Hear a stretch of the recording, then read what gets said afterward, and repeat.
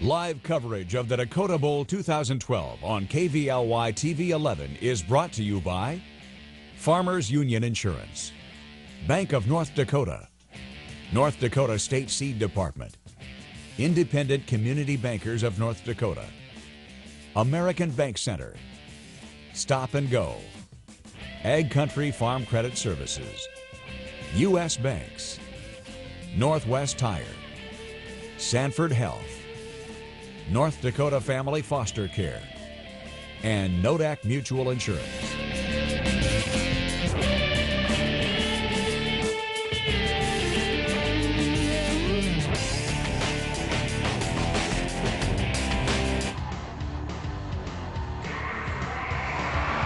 NBC North Dakota Sports welcomes you back to the Alaris Center. We are down to one championship game to go, and it is in Class AAA. Lee Timmerman along with Jamal Spencer welcoming you back. And once again, just like last game, we have a rematch of last year's title game.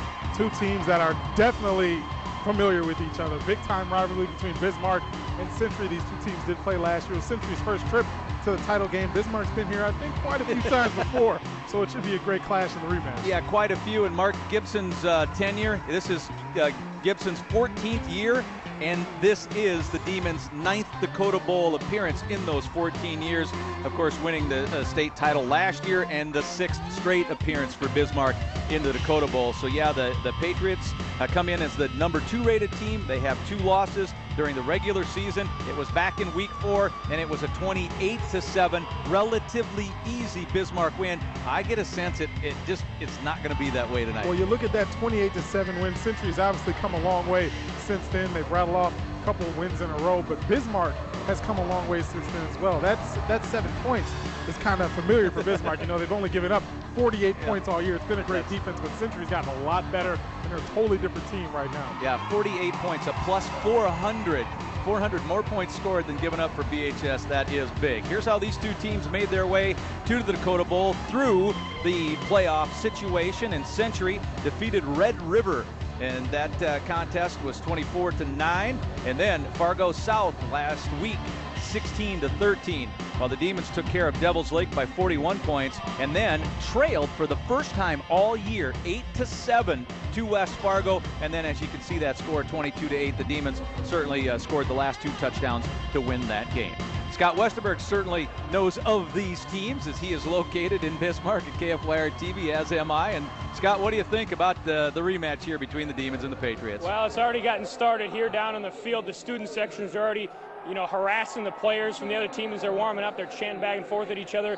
They're already fired up. They don't need any extra incentive in this one. And you can tell we've got a couple bigger schools involved. Century High runs out of the tunnel with smoke and neon lights and music, and Bismarck comes out of a big tunnel, and they've got special music. So definitely a little bit different atmosphere with these two teams on the field, and there'll be no trouble getting the fans, the players, and the coaches fired up for this one, guys.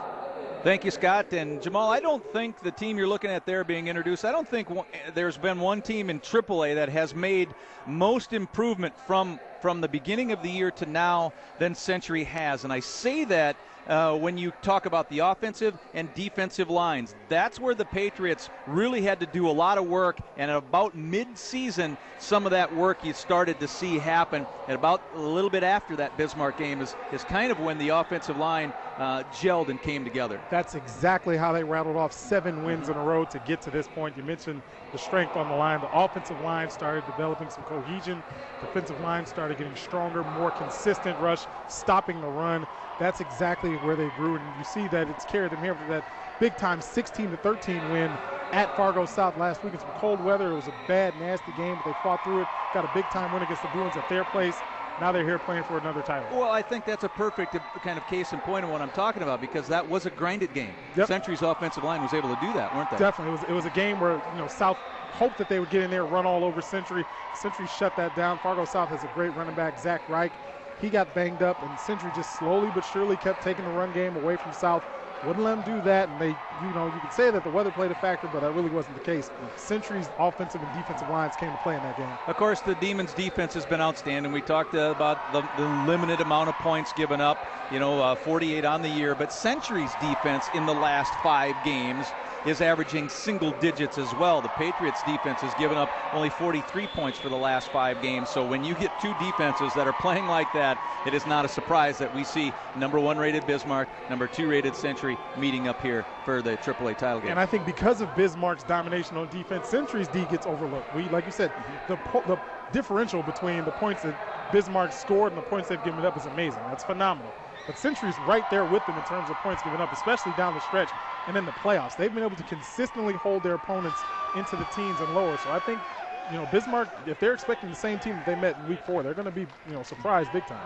Bismarck is a run-first offense. There is no secret about that, and the guy who runs it is Lane Joes. Joes comes into this with a 9 yards shy of 1,800, so they'll try to go to him as we go to the presentation of colors and tonight's national anthem.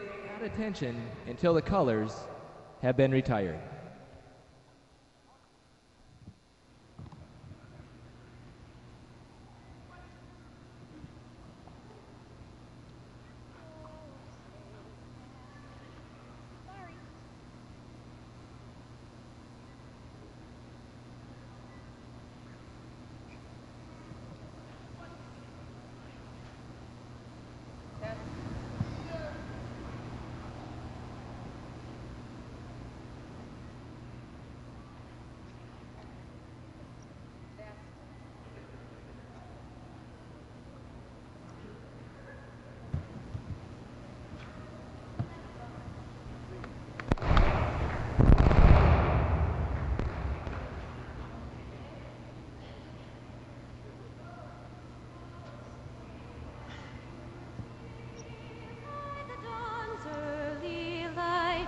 What so proudly we hailed at the twilight's last gleaming, whose broad stripes and bright stars through the perilous fight o'er the ramparts we watched were so gallantly streaming, and the rockets red. I'm so sorry. And the rockets red glare, the bombs bursting in air, gave proof through the night that our flag was still there. Oh, say does that star-spangled banner yet wave o'er the land of the free and the home of the brave?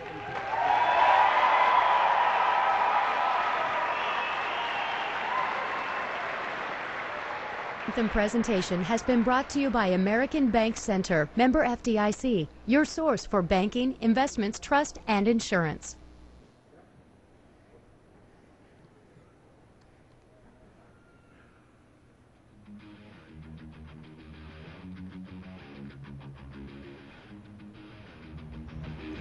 The Patriots and the Demons for the AAA championship when we come back.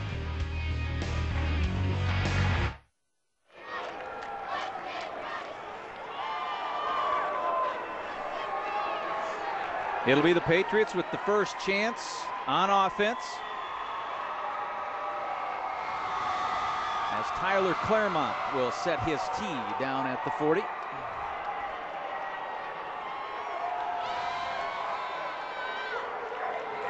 Brendan Doan and Dion Volk are the 2 deep receivers for Century.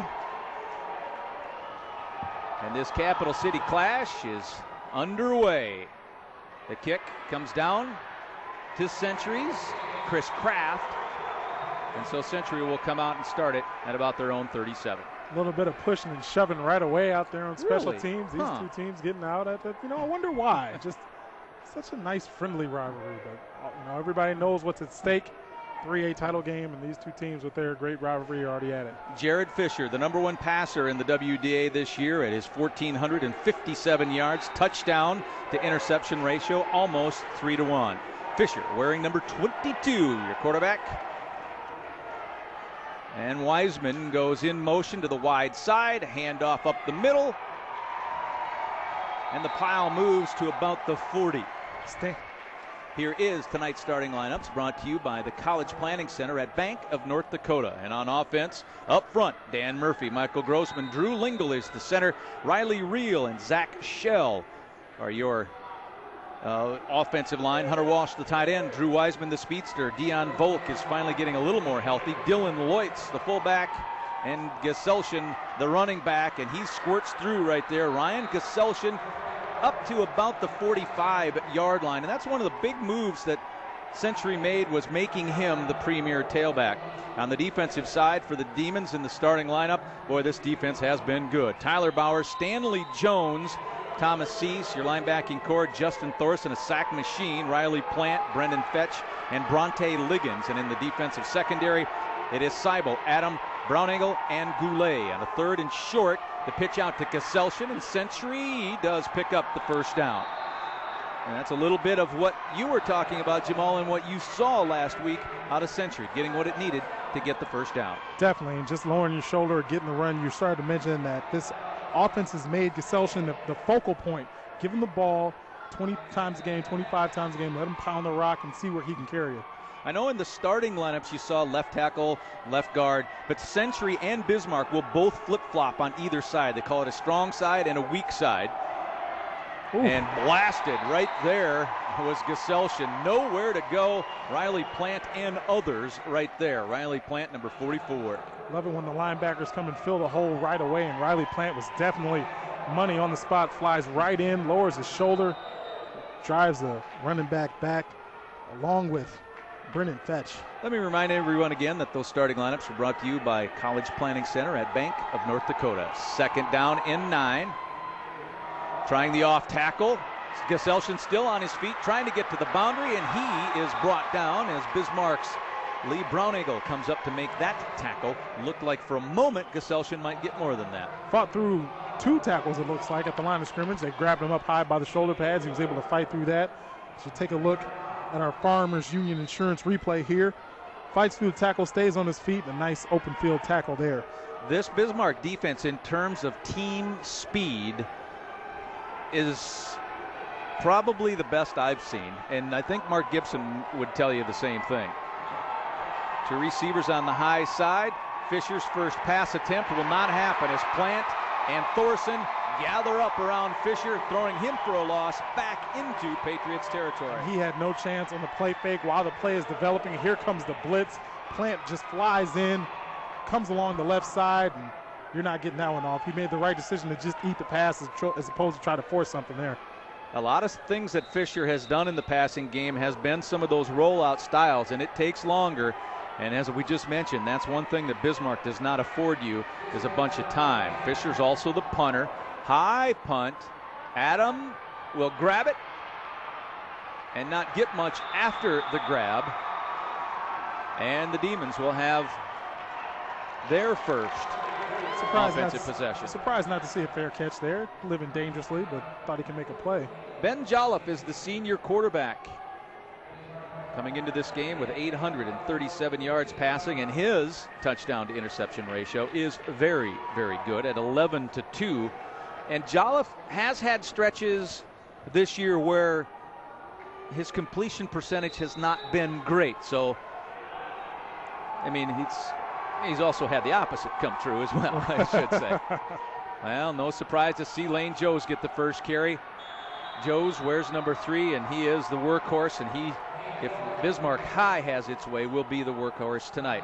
On the offensive side of the starting lineups, brought to you by College Planning Center at Bank of North Dakota. We mentioned Joes, but doing the blocking will be Scalzo, Freet, and Rao is your center. Thorson and Schneibly.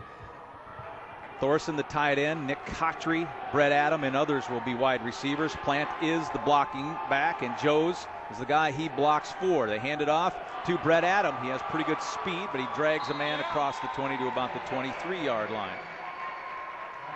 On the defensive side for Century, the Patriots, again, they have been good. Shear, Gall, Henderson, and Dylan Pierce. Pierce has 12 of the team's sacks today.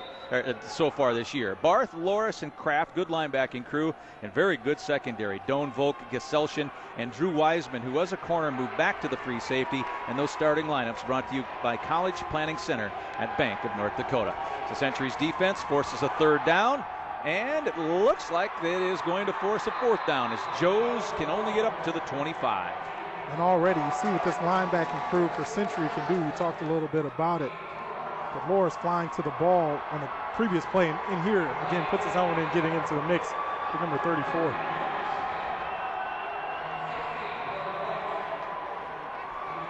The punter is Tanner Hegre, 12 yards behind the center. And last week was easily the most that Bismarck High has punted all year long. Hegre's punt goes a little bit short, a little bit right, and a little bit backwards, and Century will take over when we come back at Bismarck's 39. We're just underway of the AAA championship game on NBC North Dakota Sports.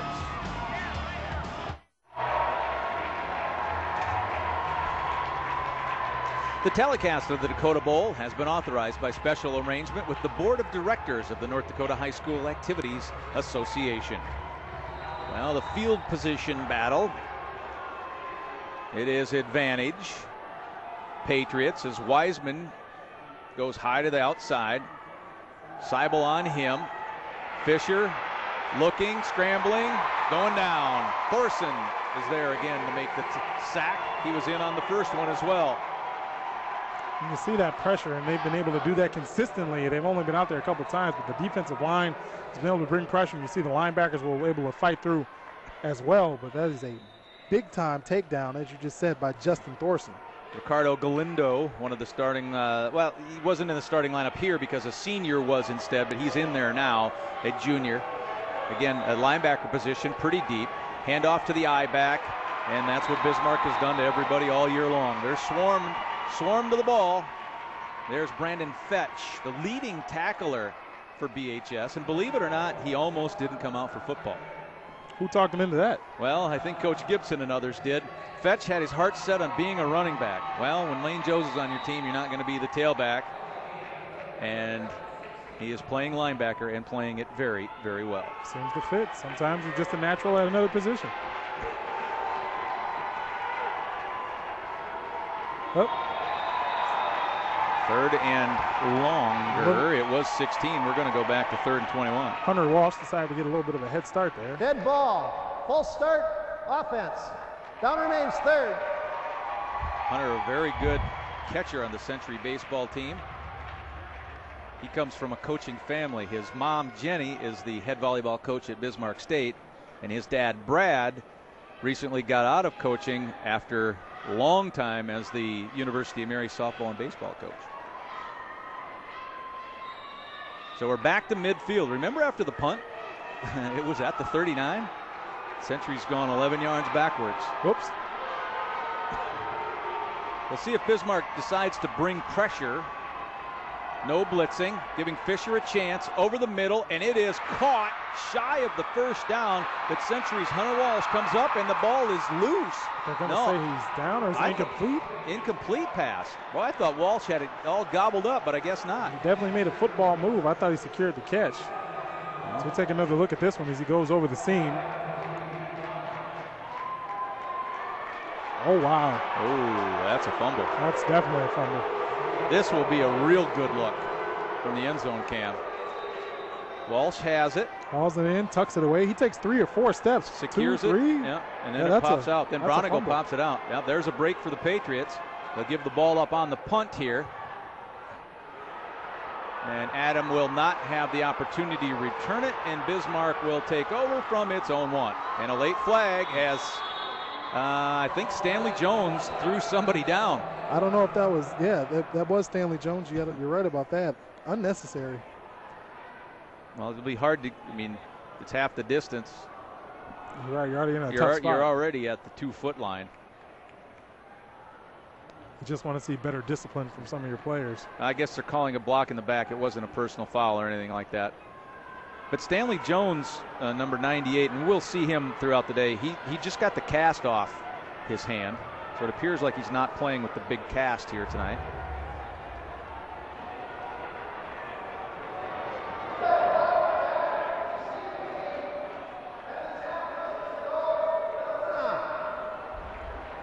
It is half the distance. Long way to go which is for about, the what, 6.5 inches. Yep. Yep. So like you said, not too much of a damage on the penalty. So just the length of a football field to go for Bismarck. No big deal. Trying to buy some yardage. Jolliffe on the sneak. Although we've seen plenty of times today where short field position turns into a long run for a touchdown or a big-time play. Well, we had a 95-yarder right off the bat earlier today. Yep. Which set the new Dakota Bowl record. And we had an 86-yarder later in the same game. So we've definitely seen long runs today and plays that can certainly flip the field position. Tyler Unruh ran the play in, and he's number 81 wide to the near side. That's Adam in motion, and a handoff to Joes. No place to go for Joes. Century really kept the cup nicely.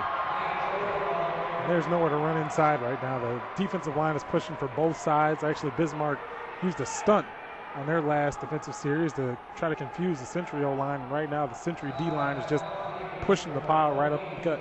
Jacob Loris in on that tackle. There he is, number 34, the senior, 205 pounds. Certainly looks like a linebacker. Hits like one, too. 3rd and long. Handoff Joes, trying to get wide to the near side. He does. Joes has the first down. He's to the 20. And Bismarck gets out of the shadow of its own goal line as Lane Joes was able to get to the edge. And that was good patience by Joes. He saw he was being pursued. He could have tried to make a move early in the run. Kept at the angle. Looks at the man trying to bring him down. Turns the corner, picks up big-time yardage. Yeah, for a 210-pounder, he has pretty good speed. He's a state qualifier in the 100 at 210. Oof. Not bad. Now Bismarck out to the 24. Jolliffe's first pass, and it'll be a home run ball. One-on-one. It's in the air to Adam, and it is knocked away by Volk. The two number 6s battling each other. Dion Volk on the defense. Dion's getting up slow if he gets there. No, he won't get up there. And he has had some injury issues this year. Volk has missed time. In fact, he was injured on the second play of the Bismarck High game, and then was out until the Patriots played Mandan quite a few weeks later. You see, it looks like his left leg kind of buckled on him there a little bit when he's trying to come down. And his head snaps back against the turf. Ouch. Incompletion makes it 2nd and 10, but we have a flag. And coming from there, is it a delay?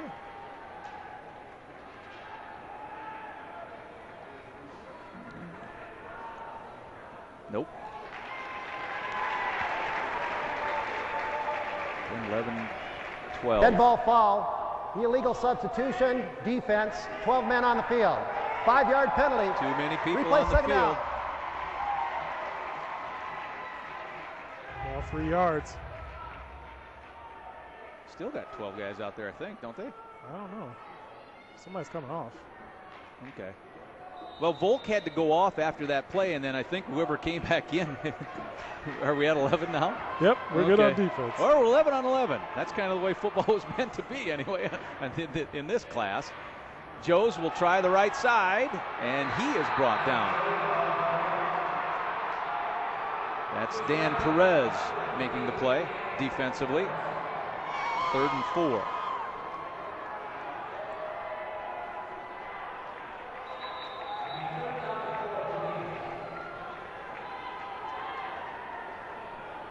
Bismarck bringing in a little more size. 6'2" Tyler Unruh, wide receiver, the senior, coming in for the Demons now.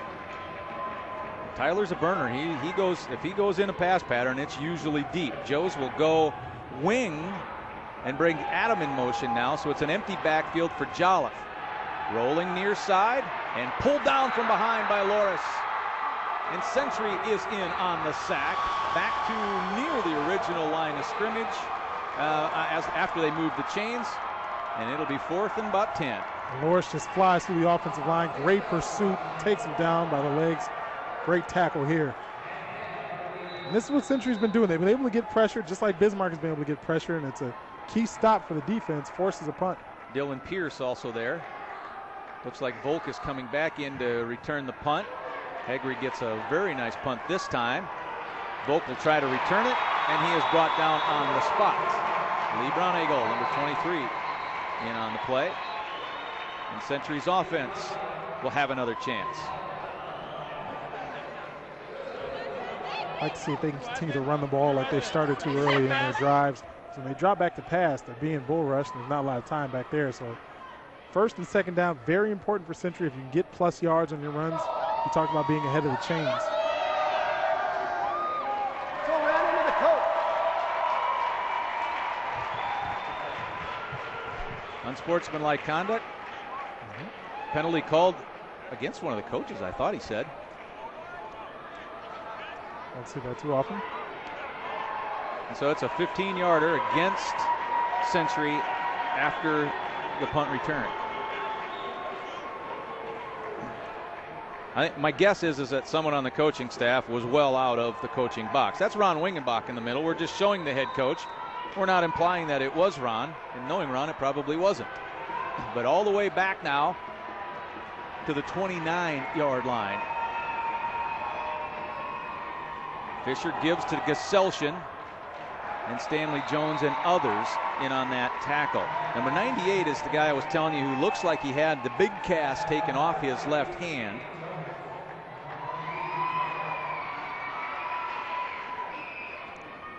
Yep. Looks like he still has some padding. He has obviously padding, but it was casted. It still looks like there might be a little plaster underneath that. I'm not sure, but the whole ball around his hand that he had been having is not there. A pickup of 2, 2nd and 8. Gesselchen cut down by Jones and Thomas Cease, and Bismarck rallies to the ball on it as a team. Like I said, as good as anyone I've watched in a long, long time. Especially Jones. It doesn't matter what side Century runs to or what side they pass to. Jones is in pursuit. He's going to be around the ball. He seems to make every tackle right now. You see Drew Carey, 63, sub in. He'll play nose. Poor guy probably gets teased about his name all the time. Fisher rolling near side on a little out. It's caught just shy of the first down. Matthew Van Voorhees. Van Voorhees. All right, Scott, go ahead. Well, something you haven't seen much this season or really at all after the last couple of series. Bismarck High, whatever, the offensive players don't play on defense, huddled up on the sideline. Coach Gibson with the whiteboard drawing all kinds of stuff up. It's something they haven't had to do, make a lot of adjustments, but right now they're having a little trouble on the offensive end, so they're having to change things up and do things a little bit different on the offensive side, guys. Thank you, Scott. After the completion, the official chains are on the high side, so you got to bring them all the way across. The first down marker is just a guess on the near side, but he certainly looked short. And I think he is short. Yep. Long run for the chain gang. It'll be 4th down. Van Voorhees, who made that catch, really is, from the end of his junior year on, he got so much better at running his pass patterns and able to use some of his speed and kind of just worked his way on the field. And when I mentioned Dion Volk was hurt, well, Van Voorhees was one of the guys who took those reps, and because of a few injuries, Century actually got better as a team because it got deeper in terms of the number of players that the coaching staff had confidence in. It's interesting how that works out. Sometimes the injury is all the team needs to get more experience and, like you said, more depth. 4th and short. Fisher's a big quarterback, 195. Tried to draw him off. Here. Oh, got him. And they got him. Number 65. There looked like a hair of a flinch inside. I don't know if that's called. Tyler Bauer was the guy from Bismarck who jumped. Bismarck is going to be called. I read the lips of one of the officials. I didn't see anyone jump on the offense. First down, Century. Encroachment, defense. 5-yard penalty. First down. I think the center flinches. Yep. He did. Bauer, he saw the ball move. It flinched. Drew Lingle moved it, and Century gets a break. And what do you do with the breaks? You certainly try to take advantage of it. Trying to make it count in the closing seconds of the first quarter here. But that's one of the tricks of the trade, though. If you're the center, you squeeze your hand just a little bit. Yeah. Get those eager defensive linemen to jump a little bit. That's exactly what they did. More free yardage. Walsh moves tight end left. That slides Doan split left. Geselshen will try to run it up the middle again. And a pickup of about 2. And that's the pressure I was talking about. Even though it was a run play, Bismarck bringing the blitz off the edge. Number 84, Justin Thorson, was coming from his position. It seems like they've been doing that no matter whether they're expecting run or pass. They're bringing pressure from different spots of the field, and that time they were coming from the outside. Now, Century doesn't have to snap if it doesn't want to. Drew Reisman brought in the play, but plenty of time to work with. Fisher on second down will look long. He's the playmaker on the outside. Going for Wiseman up into the double team, Looks and like Nick it's picked off. Goulet with the interception. Goulet's main job today, stay over the top of Wiseman. He did just there. He picks it off, and Bismarck will have the ball to start the second quarter. Both defenses dominate. The first quarter of this one, it's 0-0. As we head to break, you'll look at the interception. Nick Goulet comes up with it. We'll be right back.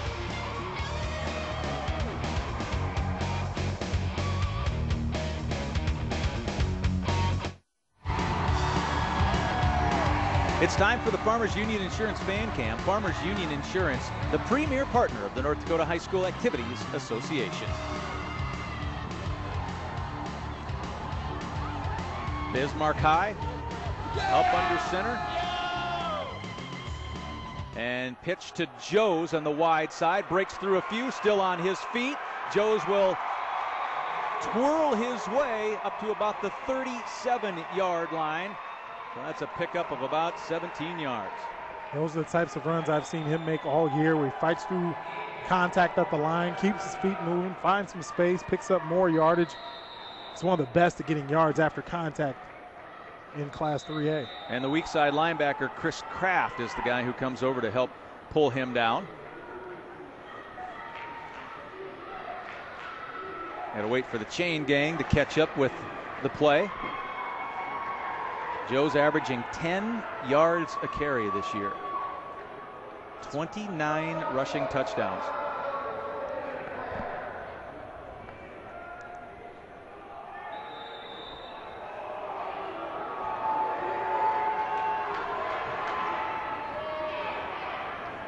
Century shows blitz. Jolliffe will fake it, keep it himself, rolling out, and he will run and get what he can. And what he can get is all the way up to the 44. Nice hit by Jacob Barth, the junior. I think this is one of those plays where if Jolliffe sees something he likes deep, he'll take it early, and if not, you just make it a run boot. And get what you can, like you said, pick up positive yardage and try to get down. There's Coach Gibson, Mark. In his 14th year, he is a Bismarck High grad. Second and short, handoff to Plant. How far does the pile move? It moves a couple of yards, but I think he's short of the first down, though. Riley Plant has played quite a bit of this year with a torn bicep. Oof. And that's a hard injury to play through, depending on how severe the tear is. I mean, that's a injury that ends careers, let alone seasons. Offensively, last week against West Fargo, when it was 0-0 at the half, Bismarck went to the fullback dive, gave the ball a bunch of times to Plant, and scored the touchdown to take the lead. It is a first down on the quarterback sneak here from Jolliffe.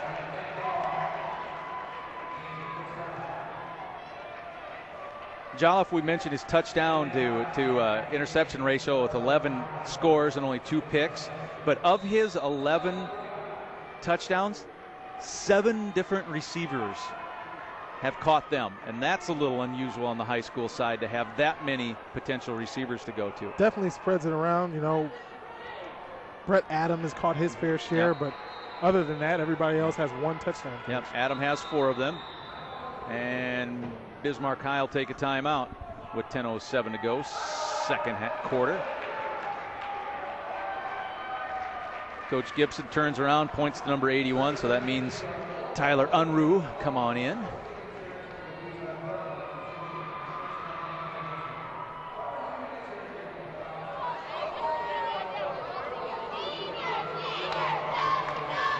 the defensive battle that we expected. I know when you talk about these two teams being number 1 and number 2, definitely having the defenses to back it up, and everybody's been paying attention to the Demons defense, but you're starting to see the Century defense. If you weren't familiar, you're getting familiar pretty quick with how they fly to the ball and how fierce their linebacking crew can be. Well, number 44, we talked about Plant, the fullback, and playing with that bicep injury. And Coach Wingenbach, I thought, gave him one of the best compliments when I was talking with him this week. He goes, Riley Plant, number 44, he's the unsung hero of Bismarck's running game, being that lead fullback blocker. That just shows you how much importance when the other coach is saying, that dude can block, and he's an issue for us. And a lot of times the fullbacks don't get love. Nope. The fullback, it's a thankless job. You go in there, you punish your body to open up holes for other people and to open up the run game. And it's nice to be recognized by the opposing team's coach. Double tight now as Seibel goes in motion for Bismarck. Fake on the handoff and throwing to the guy we just talked to. That's Plant. Busts his shoulder down, rolls over Wiseman inside the 30 to the 29-yard line, a pickup of 20 yards. Speaking of the devil, big fella showing nice soft hands out of the backfield. He's not just a physical blocker. He can catch, he can move. He's showing that off right here. And Coach Gibson called him one of the most underrated players in the state. High praise. 210-pound senior. Ball to the 29. Bismarck is having its most impressive drive of the game. Pitched strong side. Joes trying to bounce the edge, and he's got the edge. This one is a 29-yard touchdown run for Lane Joes. Bismarck High, Mark Gibson's team out in front. Perfectly sealed edge on the toss. You want to make sure that the tight ends and tackles on the outside seal, and that's exactly what happens. Everybody puts a hat on a hat. Joes is gone. His 30th rushing touchdown so far this year. Very impressive. Joes missed 2 games because of injuries last year, and it was the last game of the regular season, and then, it was the first 2 playoff games, as Seibel tries to put it through, and Josh does. We'll talk more about that when we come back. So Seibel's PAT makes it 7-0 as Lane Joes goes 29 to get the 6.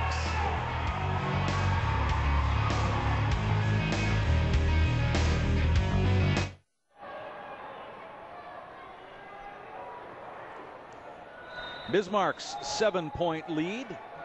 9:35 to play as Claremont puts it in play.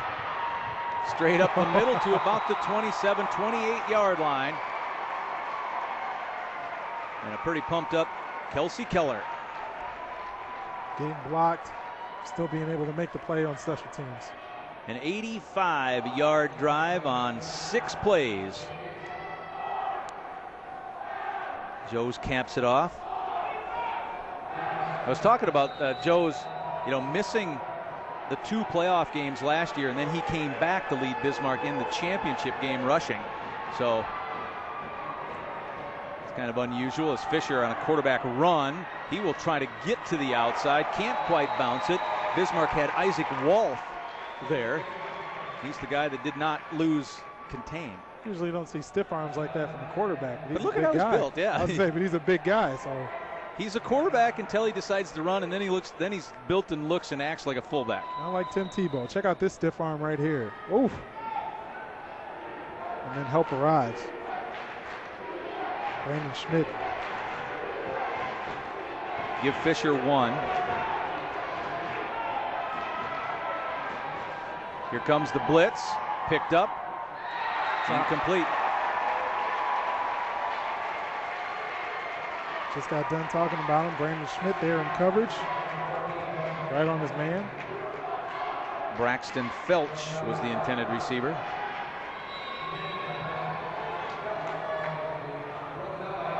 And this is where Century does not want to be. 3rd and long. Bismarck likes to pin their ears back and get after the quarterback. You've already seen that a couple times today. Watch where the pressure comes from right here. This Bismarck team comes in with a +22 turnover ratio, so Bismarck trying to keep it on a 3rd and long away from Century, and Walsh gets popped pretty strong, but even if he catches it, he's only at about the 30, and it's going to be 4th down anyway. It's a big time hit and a big price to play for an incomplete pass. He's definitely feeling that one right now. Bismarck's defense is getting physical. Bismarck forces the punt. That'll send Adam back. And Jared Fisher back in punt formation. Fisher averaging almost 37 yards a punt this year. I'd say that's a little more than 37 yards. That is. And there's no return. That's about as good as it gets for the punt. No chance for the big play. And you get it all the way down to the 31. Well, the Demons and Mark Gibson's team had a very nice drive of 85 yards last time. Mark Gibson, Bismarck always has good offensive linemen. And Mark Gibson coaches the offensive line. Kind of can tell those two go hand in hand.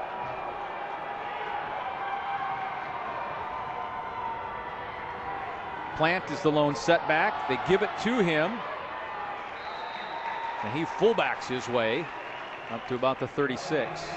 And maybe the 37-yard line. Take a look at Farmers Union Insurance replay here. Kind of tries to keep the pile moving, puts his shoulder down, picks up as many yards as he can. That's the nothing fancy. Double tight, double wide with the fullback. Adam motions into the backfield. Jolliffe will want to pass off of it. He's got a wide open Lane Joes, and look out. And there's a block in the back as Wiseman got drilled from behind by Unruh. So this is a penalty off of the catch. He was tripped up by flags coming from all over. That's a very, very easy call to spot. We could see it from up here. This one's coming back. Joes was wide open, and well, Unruh trying to get him sprung deep. You'll see it on the Farmers Union Insurance replay. Nice play, nice catch. 10-yard penalty from the spot of the foul. And here's your block in the back right there. Should still be a 1st down, though, because the penalty goes at the spot, and Bismarck had more than enough for the 1st down. So Bismarck will still get the 1st down, but they do not get it in Century territory.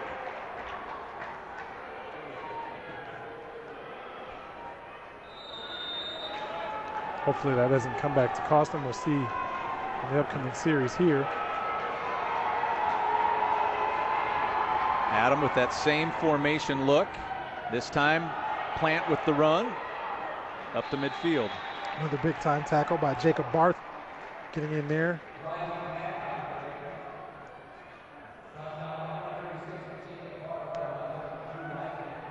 Plant staying square, and Joe's trying to throw the block for Plant instead of vice versa, as it often is. 2nd down and 6.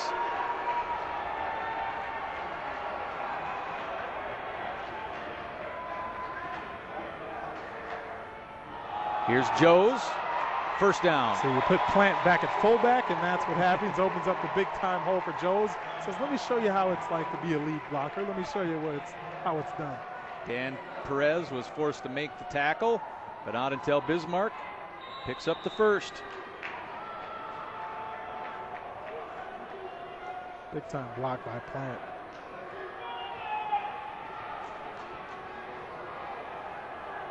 In Bismarck's running game, and obviously you need the good tailback, and Joe's is. I'll get back to that point after this play as the handoff goes to the weak side. Joe's up to about the 38. The most important positions, the 2 guards and the fullback. See a lot of pulling. A lot of pulling. A lot of lead blockers that way. There was a little bit on that play right there. I mean, Jaden Freet, number 72, you see him in there. He's he's a guy that Coach Gibson is comparing to Greg Esslinger. And Greg's the best on the high school level I've seen in North Dakota do that pulling. There's no pulling here. It's a straight blast play.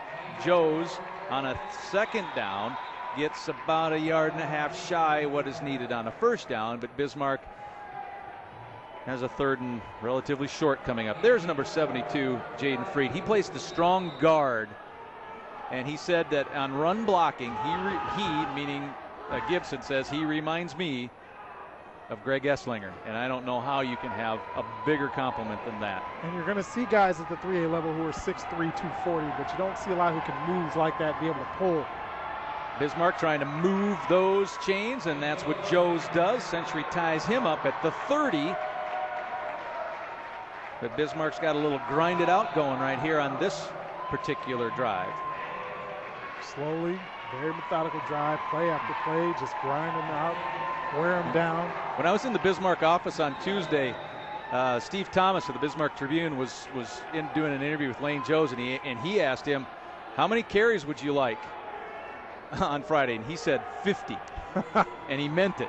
Be careful what you wish for. No play carry action, here. They're going to throw back to Thorson. Thorson has an open end zone. I don't know if it's going to blast or not, but Thorson is in from 30, but there is a flag that came out early.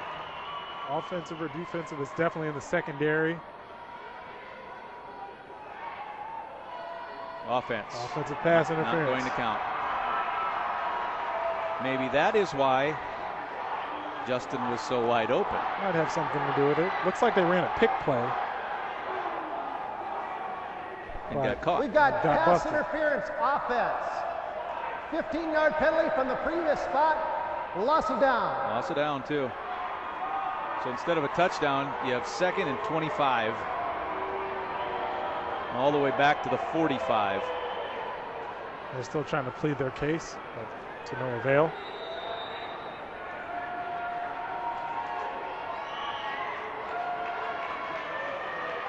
That might be what Century needed to do, halt this drive. We'll see. Seibel's at the bottom of your screen. That's, I think, Adam on the top. It's a quick, no, it's Kotri and over Kotri's head. And that one sailed on Jolliffe a bit. 3rd down and 25.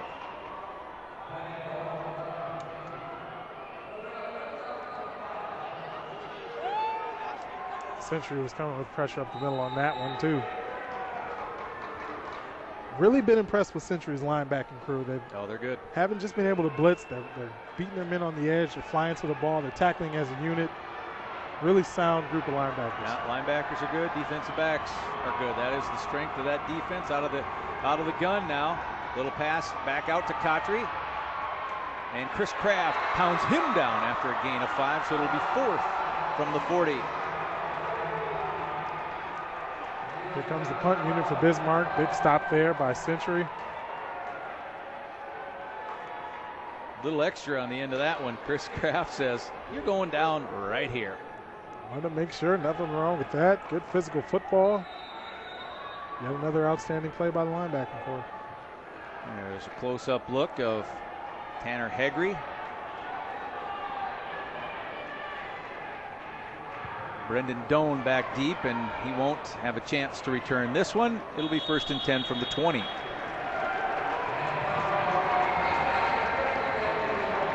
Now frustrating for Mark Gibson's team because he saw 6 points get wiped off the board with that penalty. That's the time left in our first half. 4:26. But we've said this a couple times today. Those plays where you run something well and it works offensively, but there's a holding penalty or there's something like that, put those in your back pocket. You think about bringing them out later. They might just work again. Exactly. Huh? Legally, this hopefully next time.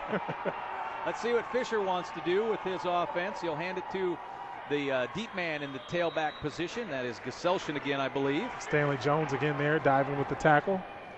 The one thing about Geselshen that is nice in terms of him as a running back, many of the same things with Joe's. You don't see negative plays when you hand it to number 24. He had 158 yards on 33 carries against South last week. Very physical back in that game against South. He wanted to be a workhorse, wanted to feed him late, use him to kill the clock, use him to pick up big-time first downs, and that was the game plan. Fisher will pitch to the tailback, and a big hit that time, and the tailback is Hunter Baddock. Big-time hit coming from Tyler Claremont.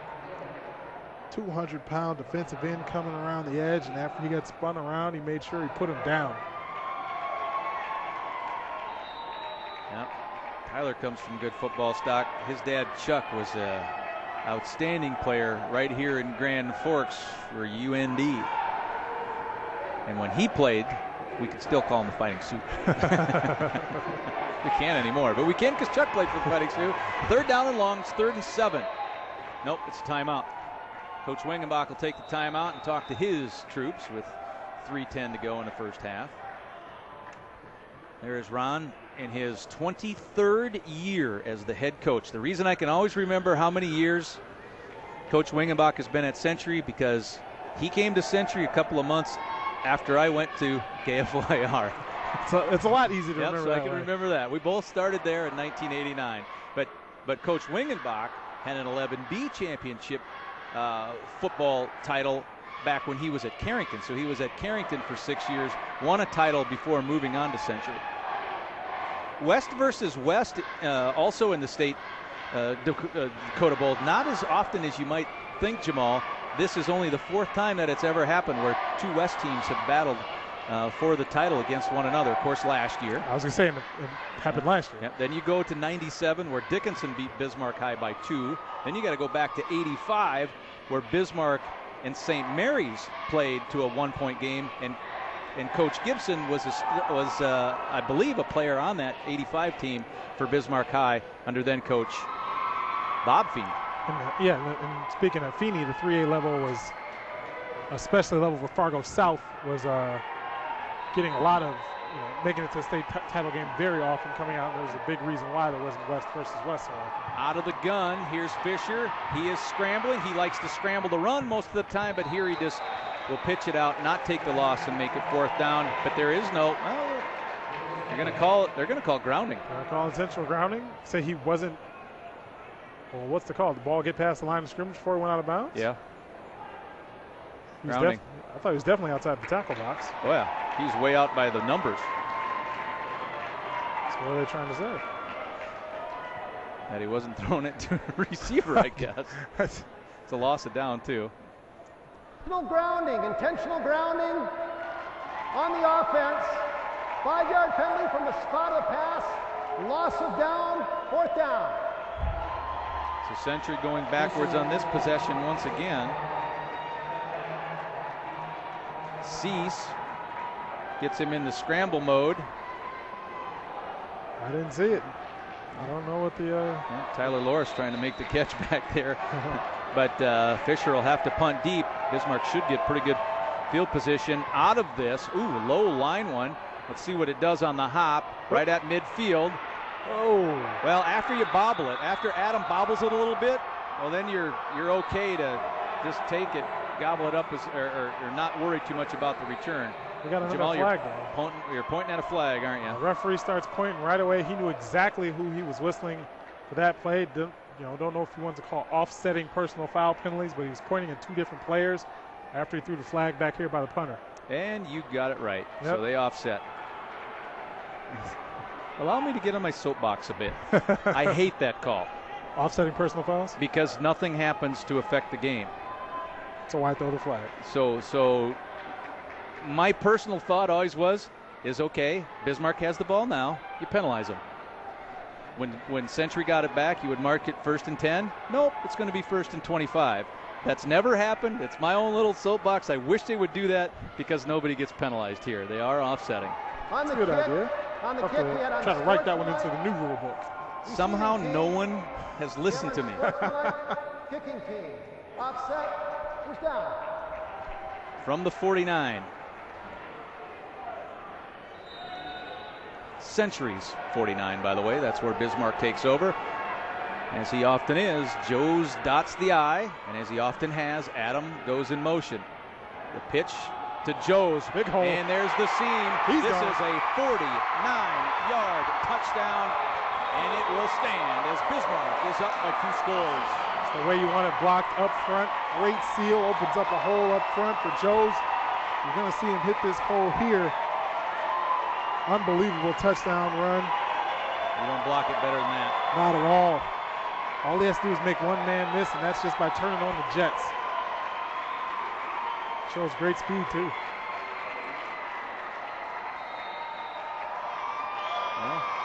Well, it's a one-play drive. Jollop the hold, Seibel the kick, and it's 14-0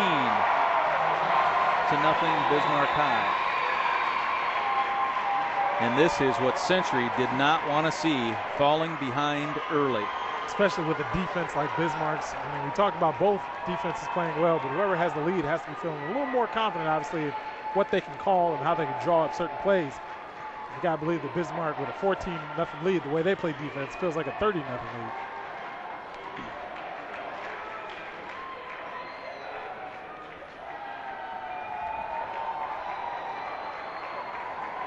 Well, a 2-touchdown lead during the regular season has cemented every victory, because Bismarck in the regular season, in fact, until West Fargo last week, had never been behind and still had not given up more than 1 touchdown in a game this year.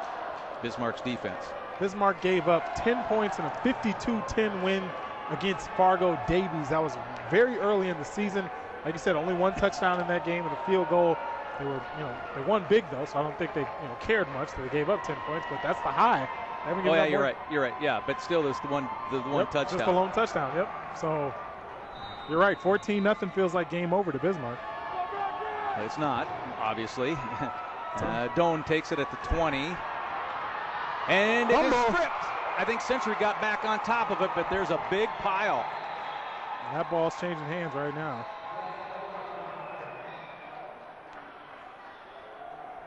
Who is winning the scrum at the bottom of the pile? I thought Century, and I thought Doan was the first guy to get back on top of it. Looks like Century has retained possession.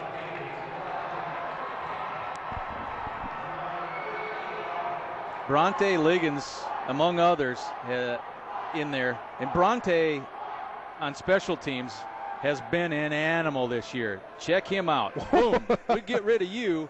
Come in here, and we'll pop that football out. That's a great special teams play, and that's a special teamer. Those are the type of guys you want on your team, not afraid of contact.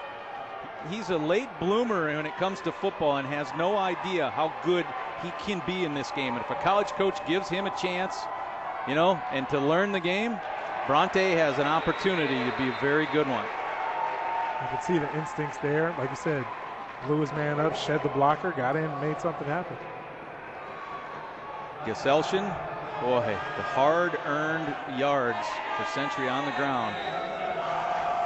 Picked up 2 of them. Felch will bring the play in. A little over 2 minutes to go before the half.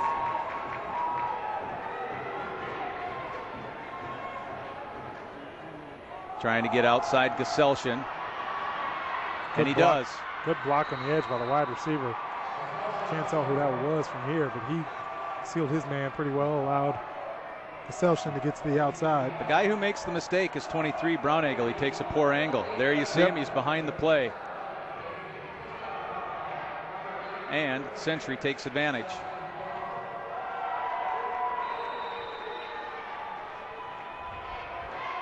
That's tough to do, get the edge, and that's exactly what Geselshen did. Oh, fumble again. Fumble down. It's still loose. Still loose.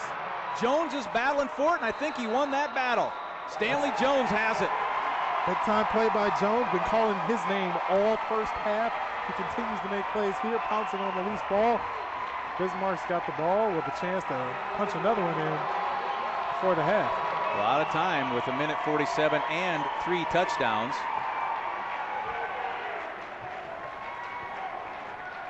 And then it squirts loose, and Jones has to get back up and then get back on top of it. Oh, that's Claremont. I'm sorry. I said Jones. I said 98. It was 89. So it's Tyler Claremont that got back on that ball. Good job, Tyler. Sorry about that.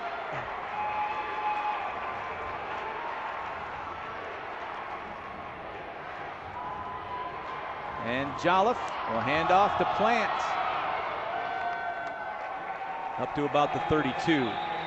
There's one of Bismarck's. I thought they used the timeout. I guess not. Nope. Plenty of time left. Still got a minute and a half. You mentioned the 2 timeouts, so you got tons of time when you include those timeouts.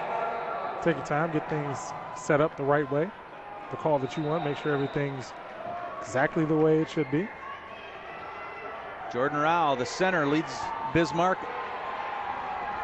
out of the huddle. Jolliffe, a little stop route, and he misses en route. That'll stop the clock, though, but it will be 3rd down. 3rd and 5 here. Caleb had the receiver. It was a good route. Just couldn't complete the pass. Unruh hasn't had a lot of catches like that, those possession-style catches. He's averaging almost 22 yards a reception. So when he catches them, they're usually big ones. 4 wides. Joe's in the backfield. And Jolliffe is looking deep down the middle to Adam. Overthrown.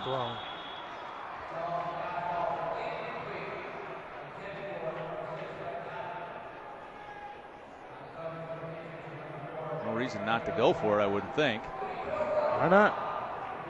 And you got 4th down. And you have time to think about it, and that's what Coach Gibson's going to do.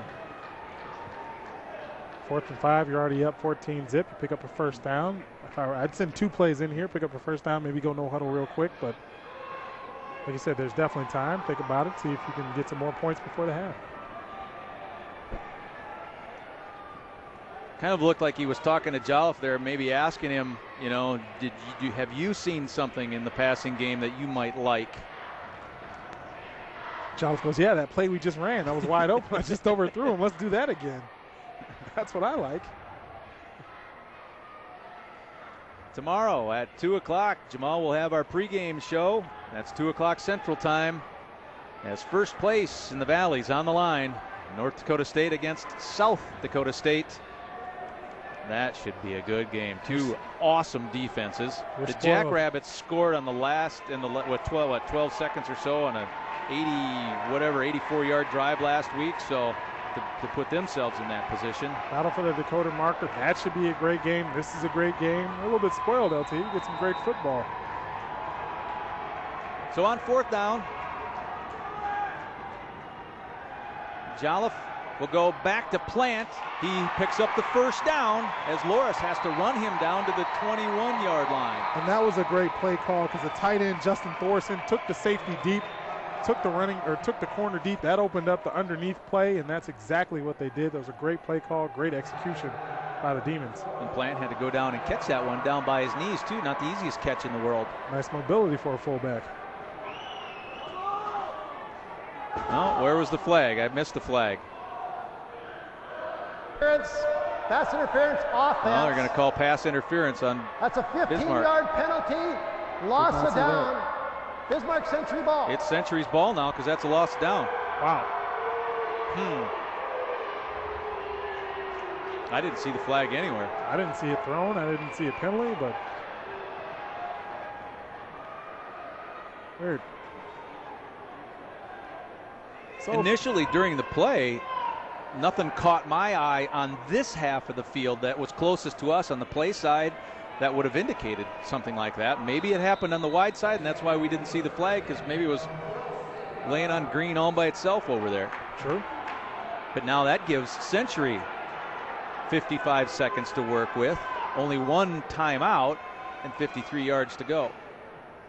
But Century has a very good kicker, Dominic Niemeyer, so put that in the back of your pocket there, because Century has an advantage in the kicking game, and Fisher's just going to run it.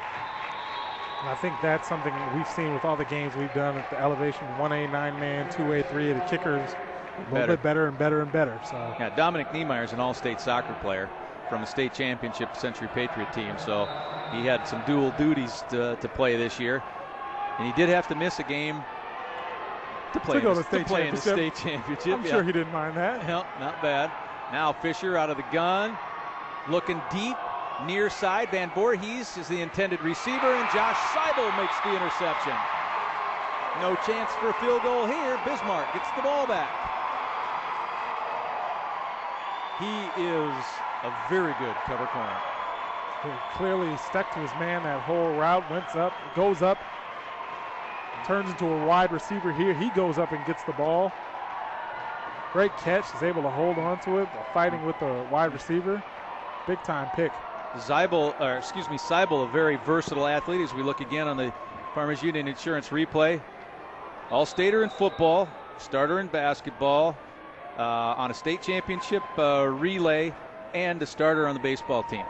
Not missing much there. No, we'll head to half, and Mark Gibson will take his 2-touchdown lead. So it's a 14-0 edge for Bismarck, and both times it was Lane Joes that got into the end zone. The last time coming with 2:45 to play in the half. So Bismarck with a lead at halftime. It has stood up with one. Well, it wasn't a lead last week, I guess, but again, West Fargo did have a lead for a little bit, 8-7 over BHS.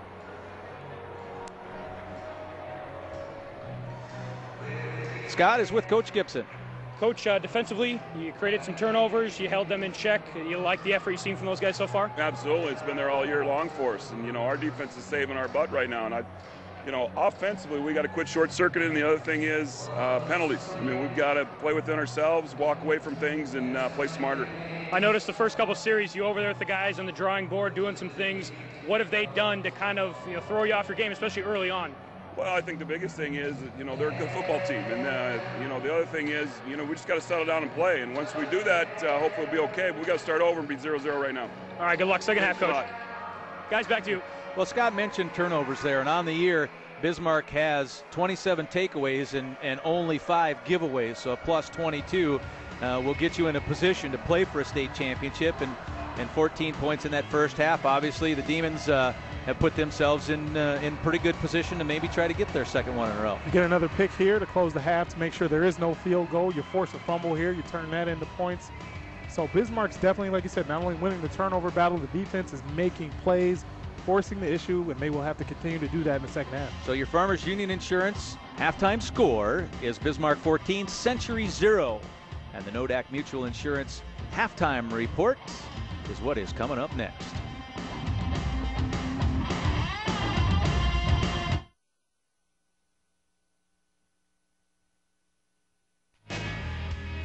The past decade, Bismarck High has produced some of the state's most dominating running backs, guys like Weston Dressler, Jake Miller, and Channing Mann, to name a few. The past 2 seasons, a new face has joined that list. His name, Lane Joes. Bismarck High once again reached the pinnacle in 2011.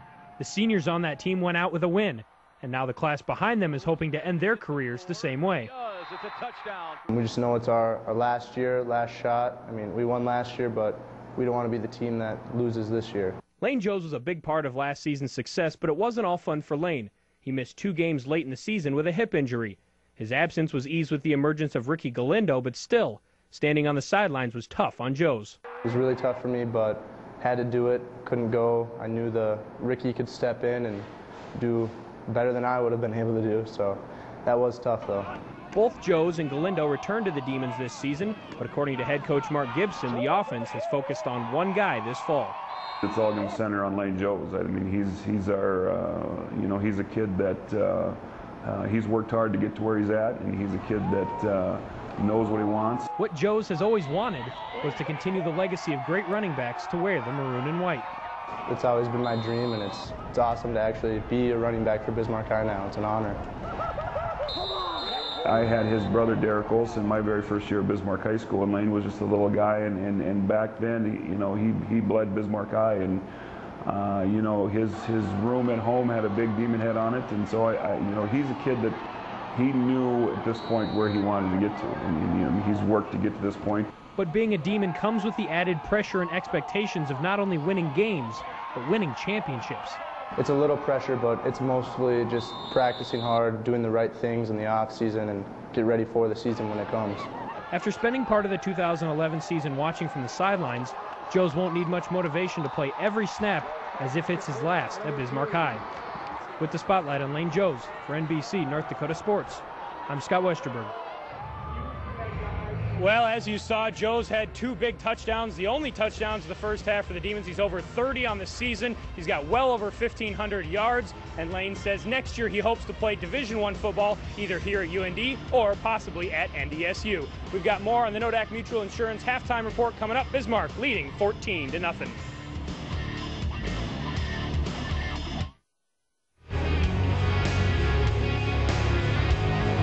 you have dominated a track or a cross-country course like Jake Leingang over his 4-year career, senior from Bismarck High has a boatload of track, individual, and team titles track and cross-country. And a couple weeks ago, he added another chapter to his historic quest to Bismarck High. This community profile is brought to you by Independent Community Banks of North Dakota.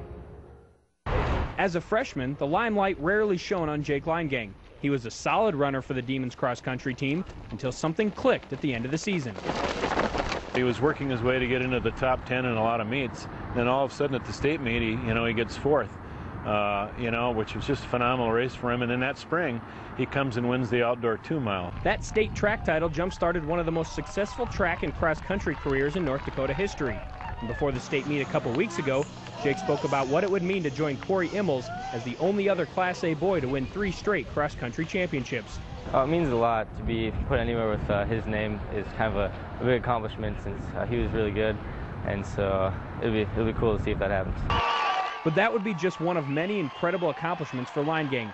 He's already won 6 individual track titles and placed in the top 5 in a handful of high-profile races, including a national title in the New Balance 5K. It's such an impressive list that picking the best is a tough task. If I had to name one, it's pretty hard to beat a national championship last summer in the 5,000 meters. That's remarkable achievement. But if you ask Jake, his most impressive feat may be one he has yet to achieve, which is get his team to nationals. It would be a great accomplishment to get the team there.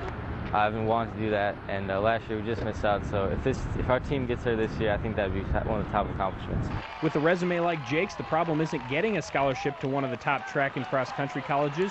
It's figuring out which one to choose. I took a few visits to Oregon and Oklahoma State so far, so we'll see what happens. I'm still trying to figure it out.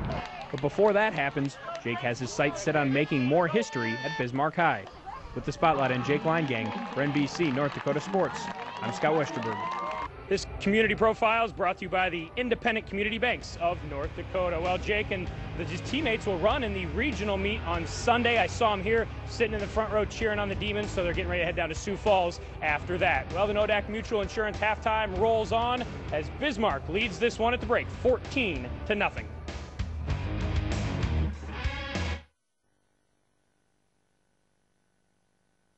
Classic Focus, brought to you by the College Planning Center at Bank of North Dakota.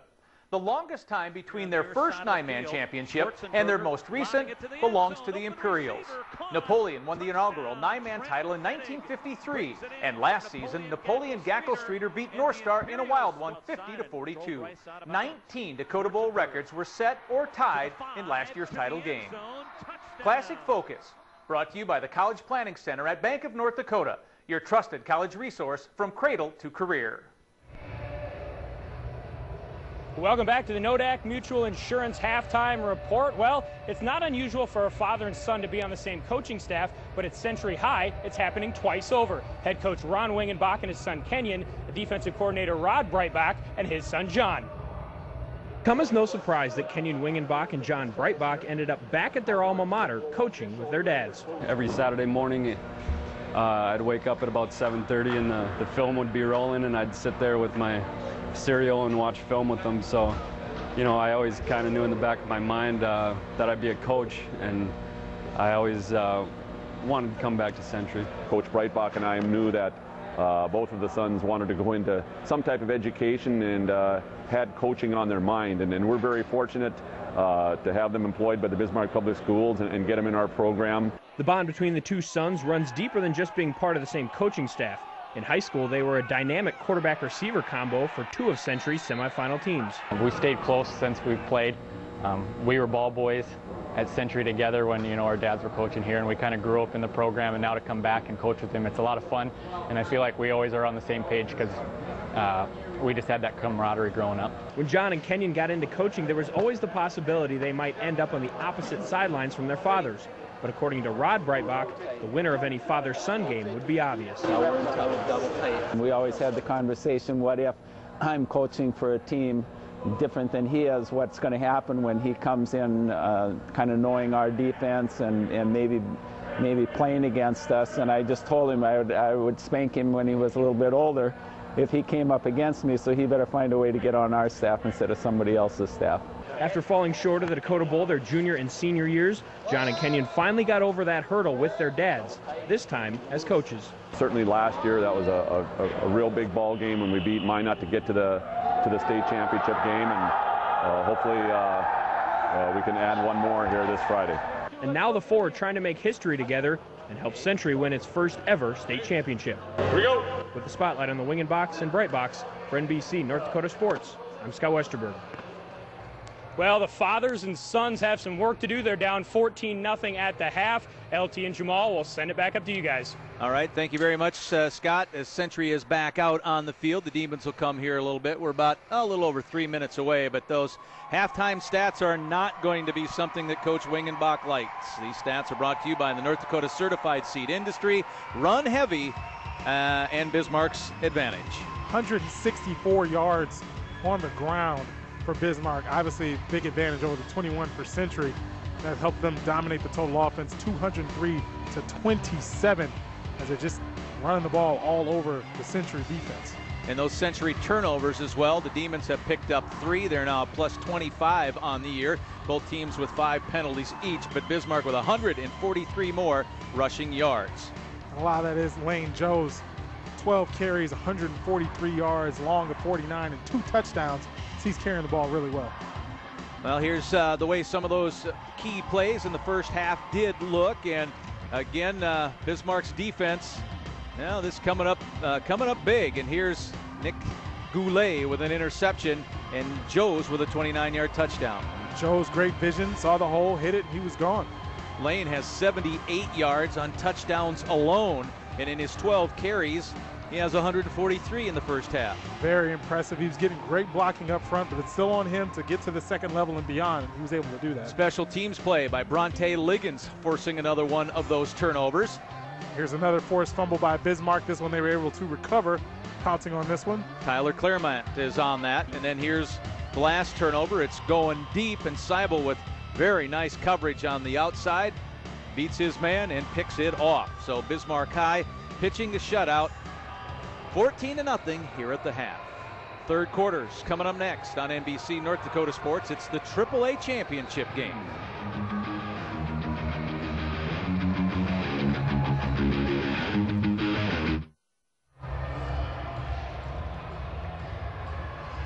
Well, the Bismarck Demons looking to win championship number 4 in the last 5 years. South the only team to snap that run in 2010. That was a win by the Bruins.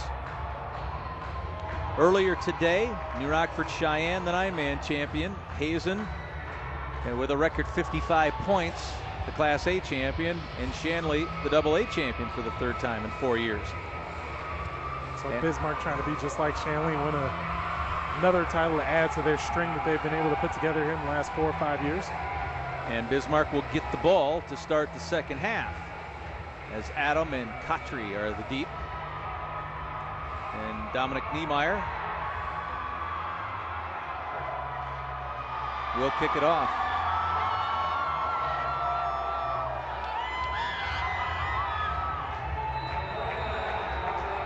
Well, it'll be interesting to see what, if anything, Century can do in this second half. When you turn the ball over, when you can't run, when you can't throw, it's tough sledding. That's an understatement. They're going to have to obviously hold on to the ball, try to find a way to make some plays with their running game. Niemeyer's kick is going Adams' way from about the 3. Looking to try to find the center of the field, and he takes a real nice shot. That's Kraft that puts a hit on him at the 17-yard line.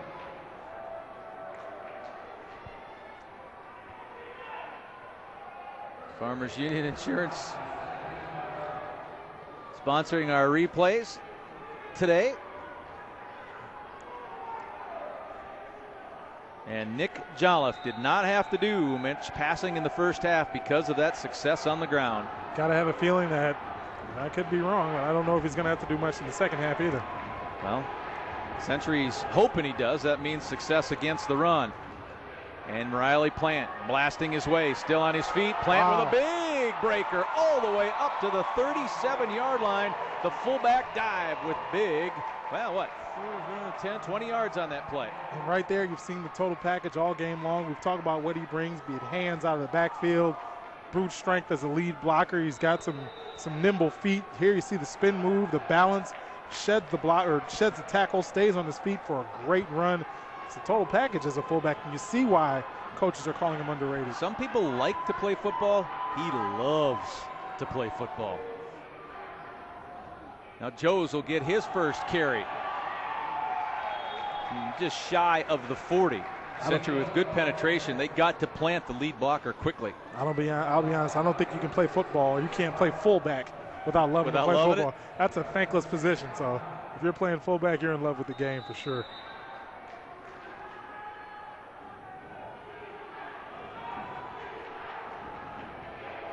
Second down and 8. Plant with a first down and more, and he runs right through Wiseman. Just hold into Century territory to the 44. If you're Wiseman, just grab on to whatever you can and try to bring him down, because he is running full force right here. Oof. Looking like the bus out there, huh? Yeah, the bus from New Rockford, Cheyenne.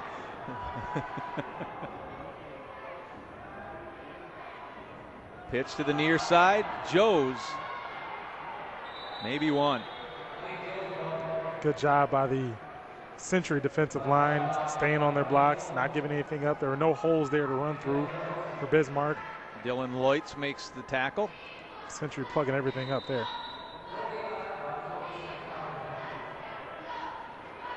But here's where Bismarck's been pretty good. That no gain on the first down, but on second down they're getting a big chunk of it back and have been all game. Now let's see what Joes does following the big guy, and he has, well, almost enough for a first down. Maybe he got it on the second surge at the end. He's right up to the 35. I don't think that'll get the first, but there is exactly what I was talking about. You've said before today the two most important positions for this Bismarck offense are guards and fullback. And there you can see the guards come around, they pull, they lead the way, a couple big-time blocks. You gotta love it when the big fellas move and they get out up in front. Great blocks. Jaden Freet, number 72, one of those guards you're talking about. Third and short. Power eye backfield.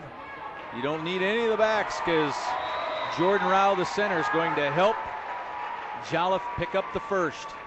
He picked up 5 on it.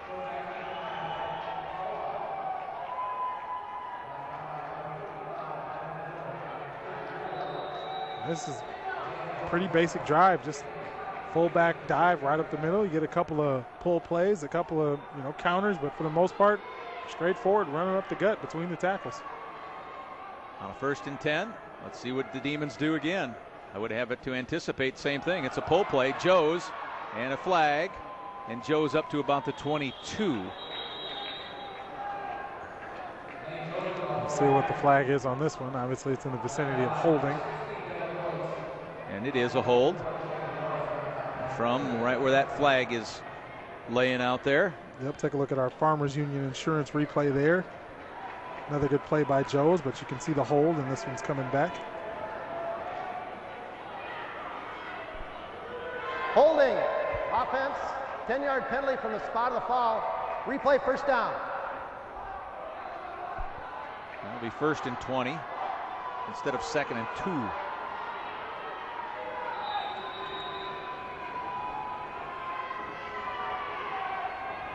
See if Jolliffe will hand it off here.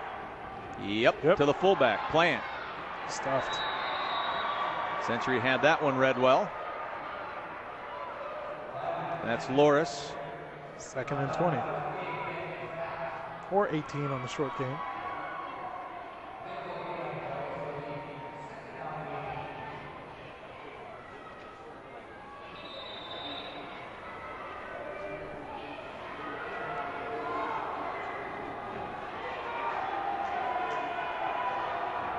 Second and 18 for Jolliffe.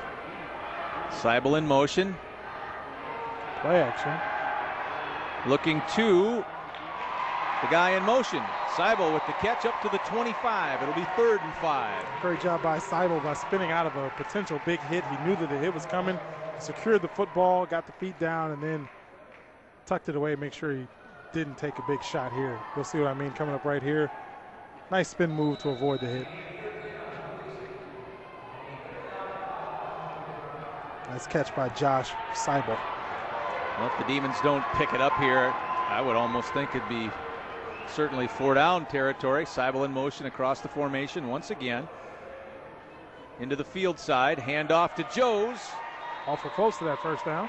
Real close, but I don't think he's got it. 4th down. And Thomas Cease, number 40, will come in to add that extra blocker. One of the wideouts will come out. It'll be Seibel who comes out. Brett Adam goes on. And he brings the play in to Jolliffe. 4th down.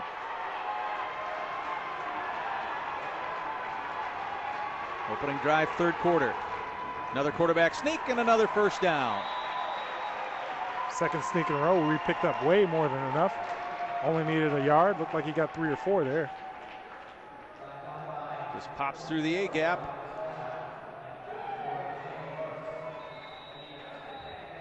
They call it the A gap because that is a 1st down. You can go with that, sure. Why not? I don't think so. It works. That's a power eye left. Joes will follow all those blockers and get his shoulders squared to the 11.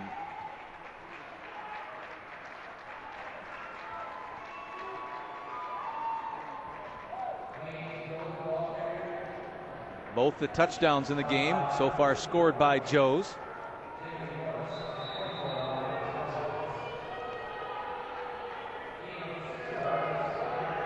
After the initial kind of step back from Loris, then he was able to stand Joes up. Another strong left formation.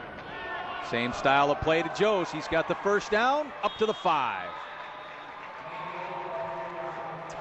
Tough drive. Run right down Century's throats. This has been a we have the lead type of drive for Bismarck. This is what people mean when they say impose their will. The offensive line for Bismarck has come out here in the second half. Every team on on Bismarck's schedule this year has felt this type of pain. We have the lead, trying to run the ball, run out the clock, get another touchdown. We're going to line up and run the ball. You know we're running the ball. We're going to dare you to stop us. And we'll get half the distance to the goal line and still have 3 more cracks to try to punch it in. Joes again. Line up and do it one more time. But you did see the play action pass on this drive, but that was rare, and this is what's been the norm.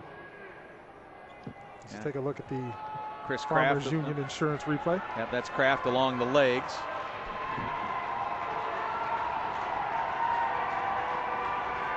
Jolliffe will hand to Joes again. This time he bounces. Good and job. Only gains about 1. Stretching that out. Looked like Drew Wiseman was out there on the edge, and Wiseman was able to bring him down. Drew Wiseman, number 11. He will more than likely go to a major college as a trackster. Wiseman. He's there he is. Drew's he's real good in the spring.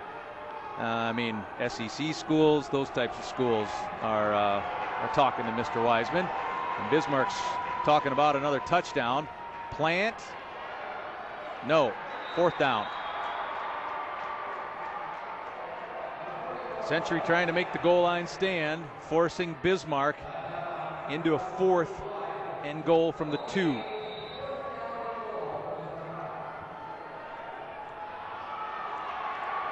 Here comes Brett Adam carrying the play in. Well, we'll soon find out what play Mark Gibson wants run. Sees the power eye to the right. Plant the fullback. Joe's the tailback. And it will be Joe's. And it will be a Bismarck High touchdown. Second and third effort gets him into the end zone. He will not be denied.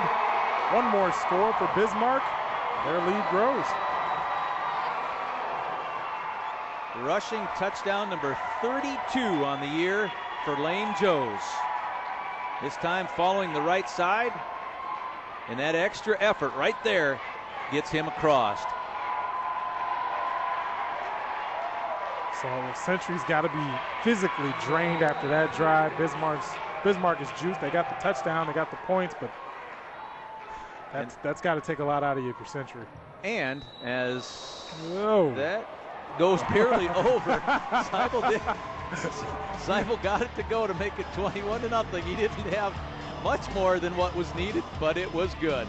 Farmers Union Insurance scoreboard: Bismarck 21, Century nothing. That opening drive took up the bulk of the third quarter.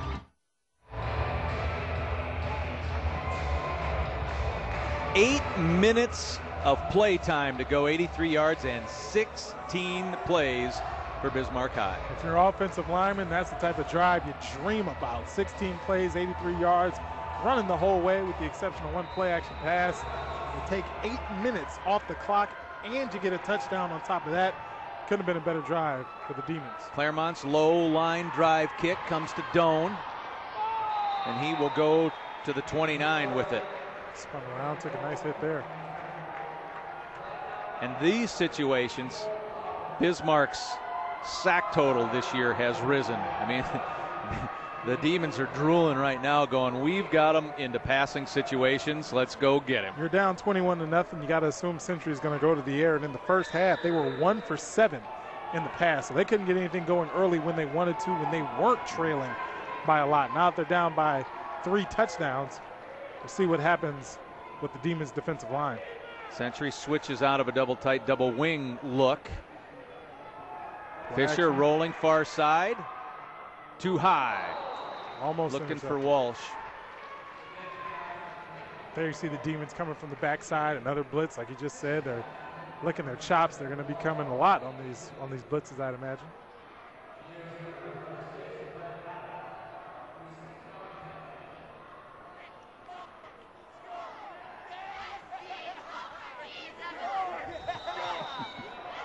Briante Liggins, the player you talked about, learning. He's in there right now. You're going to see him come out. He's an outside linebacker on the left side here. Well, use his speed off the edge. Yep. Gesellchen with a carry and a pretty good pickup. Liggins is the one who comes in and makes the tackle. Up to the 36, 37-yard line. Take another look at our Farmers Union Insurance replay. Way to stick with it, make the play. 3rd down and 3 for the Patriots.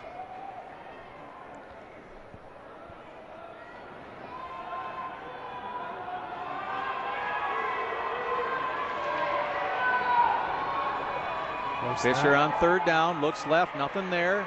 Or right, rather, rolls to the left, thrown a little bit too high. It was intended for Brendan Doan. He had some space. The ball was just a little bit high. Also had time to set his feet on this throw. After the low snap, watch him scramble. He has time to set his feet, make a good throw. Maybe rushed that one a little bit, sailed on him.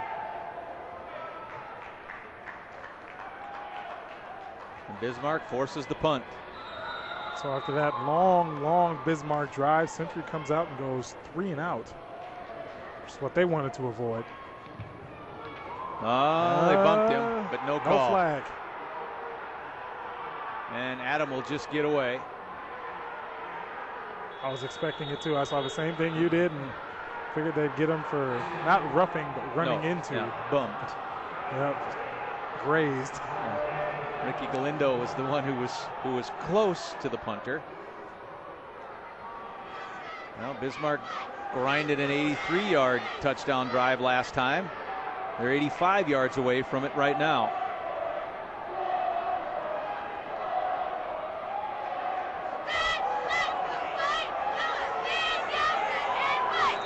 Century cheerleaders have not much to cheer about today on the field anyway, because what Bismarck's lines on both sides have been solid. Literally running all over Century right now.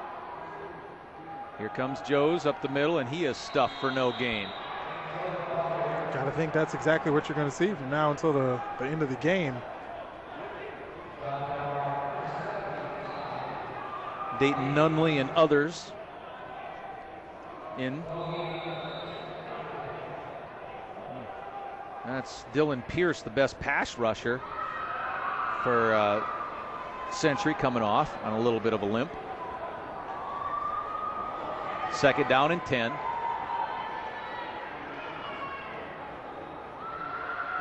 And Plant. Another fullback dive right up the gut. Rolls his way to the 22. 3rd down and 3. Well, 2nd down has been a good down for Bismarck. And that's what you said. You might not get a lot on 1st down, but you're going to come back on 2nd and 10, 2nd and 8, 2nd and 9. You're going to pick up big yards, and they've been able to do that consistently for the entire game. Yeah, you don't want to put yourself in that position. It's just kind of the way it's played out here today. You know, they look up, they go, well, it's not where we wanted to be, but we'll take the situation, make the most out of it. And they've been able to do that. Joes with the 1st down. That's exactly what's happened on 3rd down as well. They've been able to pick up the 1st down on 3rd and short. Chris Kraft made the tackle, but he made the tackle going backwards. And you'll see it here on the Farmers Union Insurance replay. Number 12 heading the other direction, but he did bring Joes down. Give Century credit again. Not backing down from the physical challenge. They're sticking their helmets in there, sticking their necks in there, trying to make plays. Demons are just blowing them off the ball right now. That's all. From their own 30. Oh, Joes lost the handle on it, and Century has it. Well, maybe not. Joes might have got it back. I think Nunley was on top of it. Then Joes is in there trying to scramble for it. Turnovers have hurt Century today. But looks like they're Bismarck acting like Bismarck has it covered back up. Ooh. Talk about what goes on at the bottom of those piles. Well, watch this. The ball hits the deck, and you're not sure who's got it. Can Bismarck recover? It looks like Century has it, and then it squirts right underneath the armpit of Nunley, and you can see already that Joes has it all wrapped up. Here comes everybody reaching in, clawing at it. Well, you lose 5 yards, but you do not lose possession. I'm sure you'll take that trade-off. Yep. Under a minute to go in the 3rd. Here goes Ricky Galindo, and there goes a flag. Ricky up to the 34. In the vicinity of holding.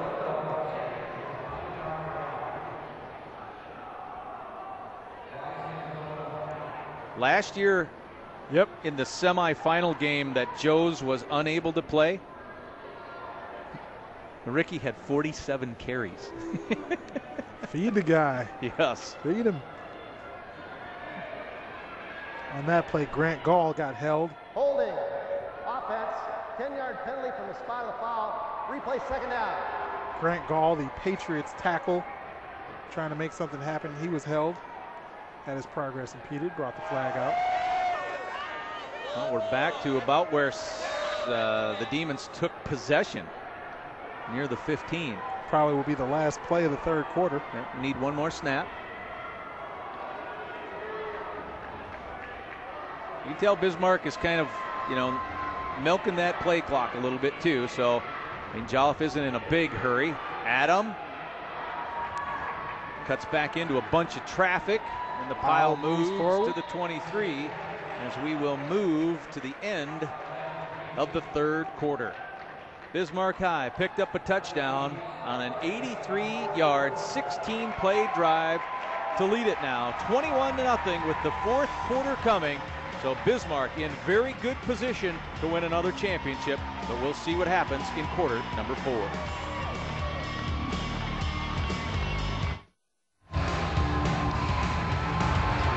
We're back with the Farmers Union Insurance Fan Cam. Farmers Union Insurance, premier partner of the North Dakota High School Activities Association.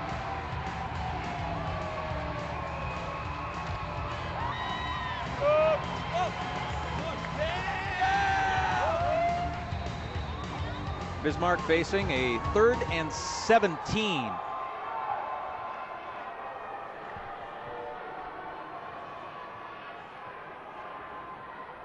And Jolliffe will hand it off again to Galindo.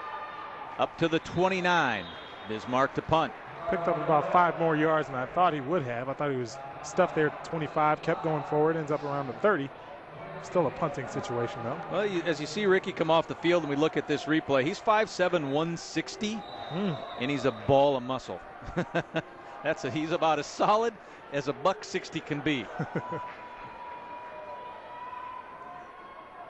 Bismarck will punt it away. Haggerty's punt is a good one. Doan back to his 35, has some room on the far side, and he gets up to the 40. So Century with a short field to work with. And the Patriots need points, and they need them quickly. Patriots need plays just like that one. You know, get the crowd into it a little bit, get your own bench into it, a little excitement. Any long type of play, they've been lacking that. It was good to see them get that right there. Fisher, again, the top passer in the West region this year, but he has not had much room, or time more than room today to try to get a pass off. So Bismarck's pressure has gotten to him. There's a handoff up the middle, and that's Brandon Miller. Gain of 5 or 6. He's a junior at 205 in that fullback role.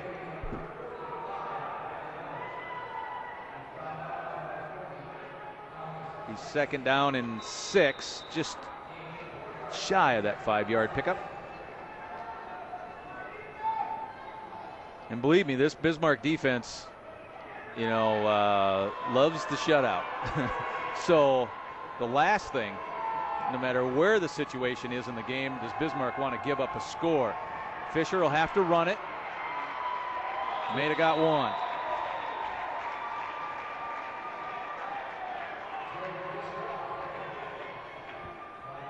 Thomas Sees and others making that play defensively. And this was the play that we saw a lot in Farmers Union Insurance replay. This is the play we saw a lot in the 2A game from Grafton, where they would move their quarterback out on the bootleg with the option to pass, but more often than not, he was going to tuck it and run. Just was trying to get the defense to move their feet, as you said. If you saw the end of that one, Sees had a little bit too much on the head crank. That almost looked like personal foul. A little too tuned up. Did to me anyway. Play Fisher to roll and throw. Caught by Walsh. He has the first down.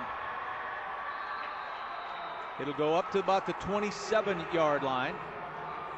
So Fisher's pass to Hunter Walsh.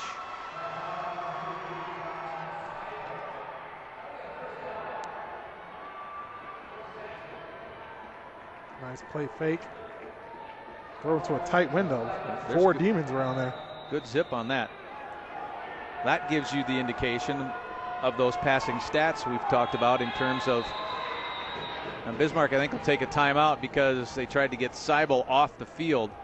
Officials timeout. Oh, officials timeout. Okay. Oh, Seibel had to come off because of an equipment deal, so it wasn't any illegal substitution stuff. His helmet is not operating properly. 3 wideouts set up. Fisher gives to Geselshin on a first down play. Give him 2. I know he's looking for space. A running back like that, he's hoping to get loose. Hate seeing these 2-yard runs, 1-yard run, 3-yard runs. Scott along the sideline, go ahead. Yeah, we got a couple demons dealing with, looks like some cramping, getting their calves worked on. That's Justin Thorson and Tyler Unruh, 81 and 84, both there. One with the right leg, one with the left leg, both getting kind of massaged, get that muscle worked out, maybe a little bit of that indoor heat getting to those guys. Coach Wingenbach with the timeout. Hey, I want to give a little shout out, Jamal, to our crew, because it was over 12 hours ago where we came on the air to bring you live wall-to-wall coverage, almost wall-to-wall, other than the half-hour block for the news block. But that's a pretty good undertaking for all the men and women involved with this to do it, and then we'll tear it down and take it to the Fargo Dome. And go to the Fargo Dome. Because we have an important game to show you tomorrow. Crew's been here since 7:30. A lot of respect. Yep. Great work by everybody down the truck, down on the sideline. The #1 ranked Bison taking on South Dakota State. Another big-time game, huge game, not just with the Dakota marker on the line, but winner of that game's in the driver's seat to win the Missouri Valley. And have all the home field playoff things. But the Jackrabbits were picked 6th in the preseason in the Valley and have played themselves up to the top. So that shows you how well it's gone for South Dakota State so far this year. 2nd down and 9. And Voorhees goes in motion. Set up in the slot. Fisher looking back to the left. Floats it out to Gesellchen, and it pops in the air. Oh, incomplete. I thought if that hit a hand or hit a foot, Seibel was gone, but it didn't. It popped right up to Seibel. Hit the ground first, then popped up. Take another look at the Farmers Union Insurance replay here. On the play action pass. It did take a funny bounce. No, hit the turf. Hit the turf. I think it hit the turf. Here's a better angle of it. Yep. Bounce off the turf, then it hit him in the foot and popped up in the air. That's 3rd and long now from Bismarck's 26.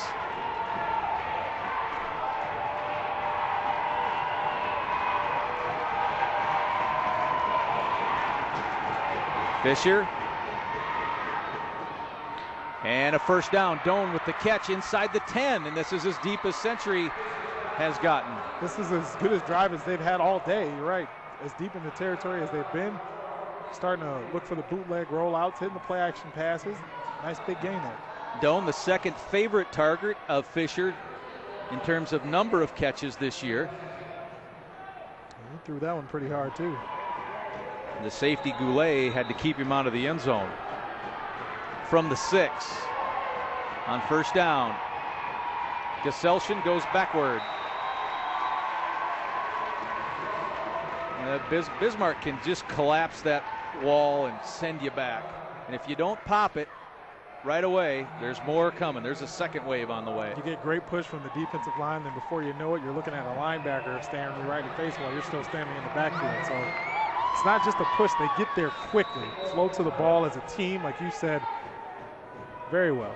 Stanley Jones in on that last play. 2nd down, back to the 9. I think Fisher's going to have to try to throw for it. Loose ball, he comes back with it. Bismarck is on him, and Century goes back further. Galindo with the sack, and that was messed up from the get-go. Well, from the 5 to the 9 to the 16.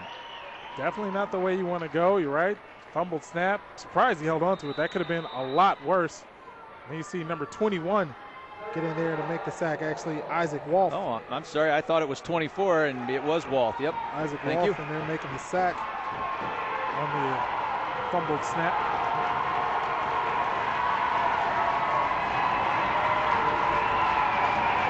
Now it's 3rd and goal.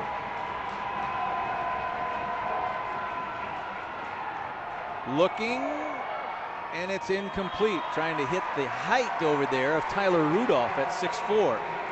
Always got to be careful when the players go from the turf to the concrete. You see him slipping and sliding over there on that concrete. Took a tumble, could have been worse, but everybody's back up and all right. My hope is that concrete, as you see the slippery, will be more slippery for the players than the tires will on Saturday after the Bison game for us to try to get back to Bismarck. That's my hope. I don't know if it'll happen. 4th and goal from the 16. Century looking to get rid of the goose egg. Knocked away by Jones, and Bismarck's defense holds Patriots down to the 5, and they go backwards. I've said it a couple times today. I'll say it one more time. If you are a defensive lineman at home watching this game, if you can't get to the quarterback, get your hands up, clog the passing lane, try to knock the ball down. That's exactly what they did on that play there on a key 4th down. Fundamental football right here. Can't get to the quarterback, gets that big paw up there, the one that doesn't have a huge cast on it anymore, but still wrapped up pretty good. Knocks the ball down. I'll tell you, Stanley Jones had a whale of a game. He's been all over the field today. So BHS takes over from the 16.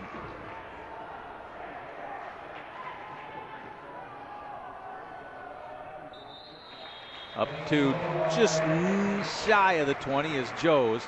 And Century right now has to bring everybody so close to the line of scrimmage that if Joe's gets past the initial wave, if he can get maybe 5 or 6 yards deep, and then there's a chance he could bust a big one. It takes a play for Bismarck to pull out where the guards could come around to the side, try to get on the perimeter. One of those plays will definitely spring Joes, because as you can see, everybody's in the box right now.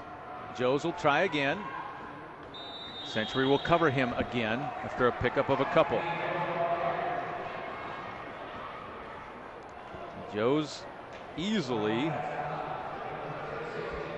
the leading ground gainer and the leading ball carrier in this ball game. And he comes off on 3rd down.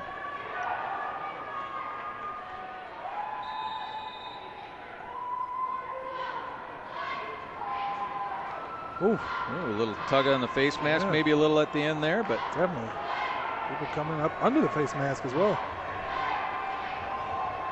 3rd and 4, 3rd and 5. And Galindo will try to run for it, and he goes nowhere. 4th down. Punt time for Bismarck. Well, Century's defense doesn't allow the 1st down, but that clock goes tick, tick, tick, tick. Slowly but surely. Closer and closer and closer and closer to another state championship. Unbelievable run by the Demons. Again, both of these teams in the 25 or 26 seniors on both squads. Doan will make the catch of the punt at about his 45. Bismarck covers it fairly well.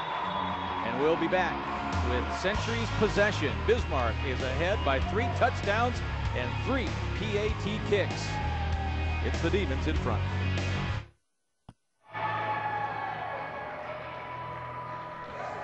Well, the Bismarck Demons now on defense with 5:05 to play.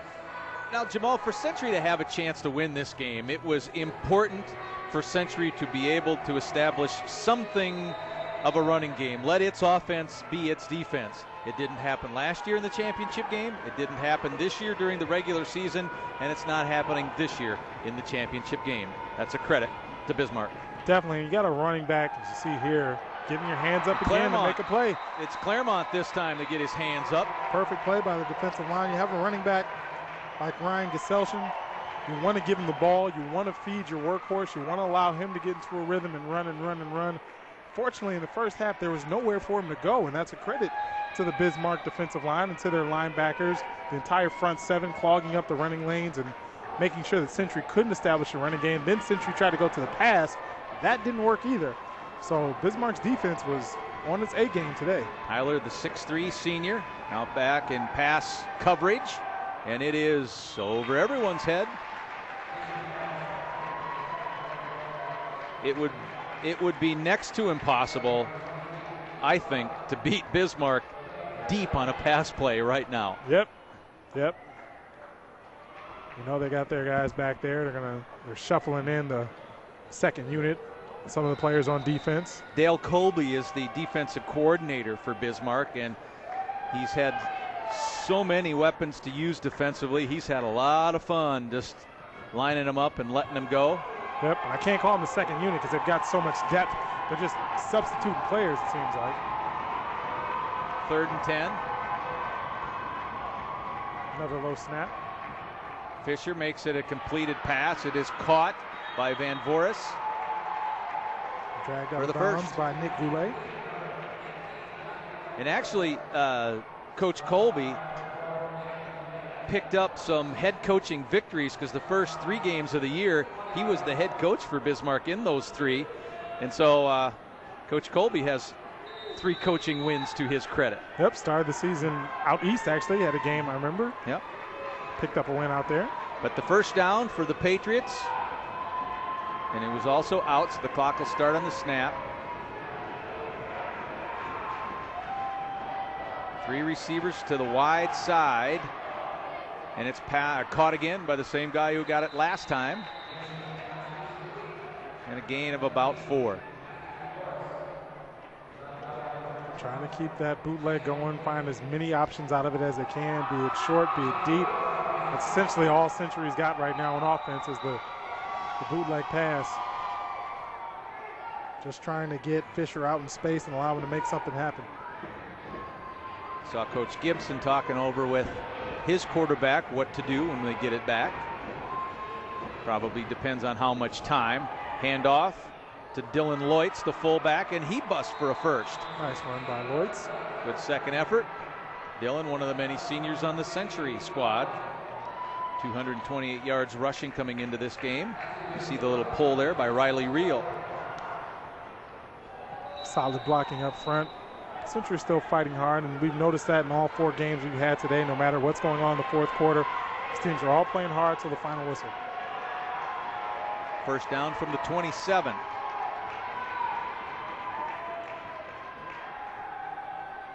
Fisher had to look and hold and look and wait. Waited too long. Well, he took a shot, so he had to get rid of it when he did because he was staring down the barrel of a gun. He took a big-time shot there. Explains why his throw came up a little bit short. Kind of nosedived a little into the turf. Second down and 10. Timeout. Century will take the break. 3:47 to play. Bismarck leads it by 21.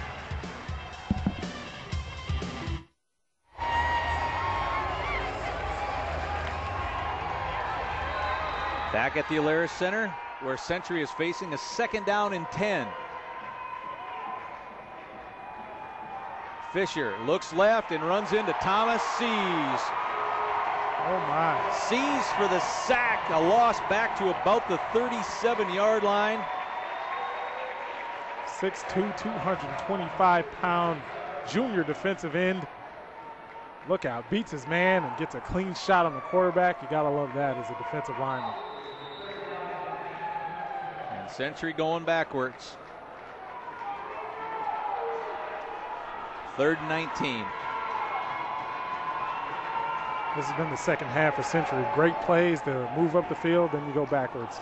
Fisher wants to pull the trigger deep over the middle, and now he'll scramble for it. And the ball was jarred loose, but out of bounds. A nice hit by Claremont. Very much so. And he had time. Great coverage by Bismarck. There was nowhere to go with this ball. He did want to throw it, but he didn't want to force the issue. There was nowhere to go. Tried to tuck it and run. Couldn't get much yardage out of it. So the run goes up to the 31. 4th down and 14.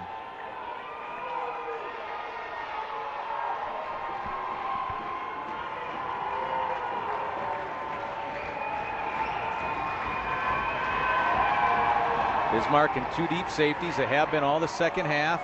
Trying to go down to Doan. Out of bounds. Couldn't hold on to it once it hit the ground too. Great defense. If only the field were a little bit wider. So Bismarck's shutout continues. Farmers Union Insurance replay. Nice throw.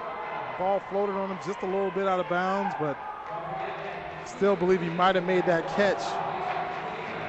He was. Had Siebel not been there to force him out, and Siebel was right on the money, able to push him out. Norm in the middle of the action. Norm getting some love. All the camera crew getting some love right now. They should. How'd you like to have those cameras on your shoulders for more than a 12-hour day? I was going to say, it's one thing to work for 12 hours. It's another to do it hauling that type of equipment. So much respect to those guys. Well, more of the running game coming right here for Bismarck. And Joes dives forward for maybe 2. But the clock is the main thing, and Bismarck's a couple of, 1 first down away from not having to worry about it, which at this stage Bismarck's not worried about the win. Looks like it will be another title in the books for the Demons as they continue their run, continue their reign in Class 3A. Now Robes is on. There you go. Smile for the camera, Robes. It loves you.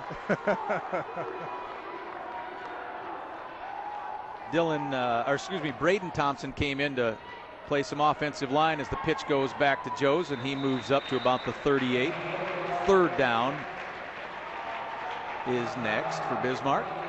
Heading to the final 2 minutes of this game.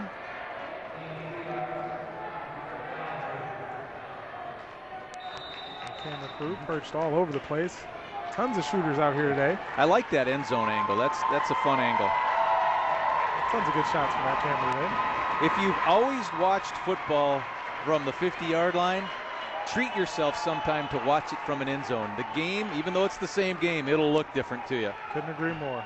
And the quarterback sneak for the first. Clock continues to run. The celebration actually began a few minutes ago, but it's getting closer to becoming official. Now 3 snaps should do it now. Cole Bauer, number 13, brings the play in. It's a great year by Bismarck Century as they advance to the state title game for the 2nd year in a row, and for the 2nd year in a row will come up a little bit short. Cole Bauer will go up under center, but he knows the situation. He's looking at the play clock.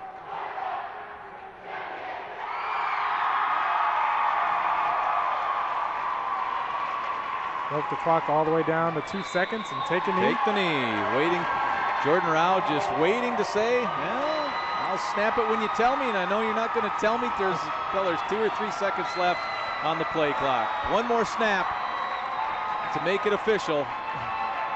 And Bismarck High dominated this season in a huge manner. It's what you want to call a wire-to-wire victory. It was a wire-to-wire title. They controlled Class 3A from start to finish. Never really was in doubt. The defense did its job, and the offense put up tons of points. I mean, Bismarck trailed this year for the time it took West Fargo to kick off and then drive and then score, and then that's it. It's a perfect season for Bismarck High, 12-0, and a back-to-back champion over back-to-back wins over Bismarck Century. So the Demons do it again. And you don't want to see this. You want to see Bismarck excited and celebrate. You don't want to see him talking trash. It is a rivalry, but after the game's over, you want to make sure. Oh, no, they'll shake hands. Everybody shakes hands, and everybody remains classy out there. Well, where Bismarck High has won it all year on the offensive line, they won it today on the offensive line.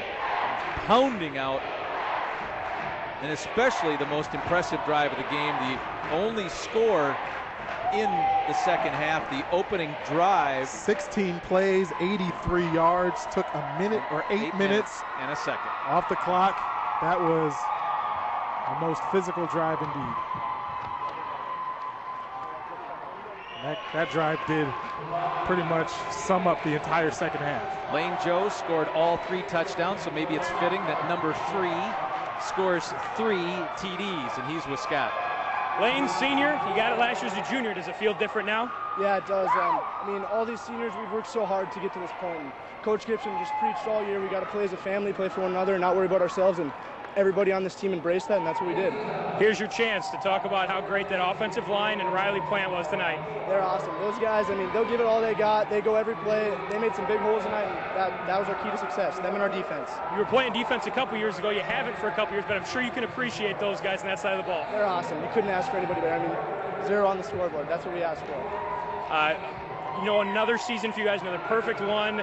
I mean, capping it off this way as a senior, it's got to be a little bit extra special. It's perfect. There's no better way to end it. This is all I could ask for. Congratulations, Lane. All right, guys, back up to you.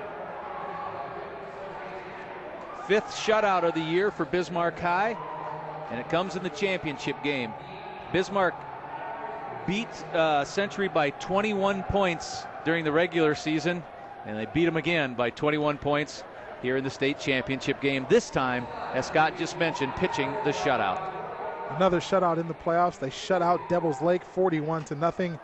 And then again, after beating West Fargo 22-8 to get to the state title game, like you said, yet another shutout in the state championship game. So the Demons dominate AAA, and the winning streak is now up to 17 games in a row for back-to-back state championships.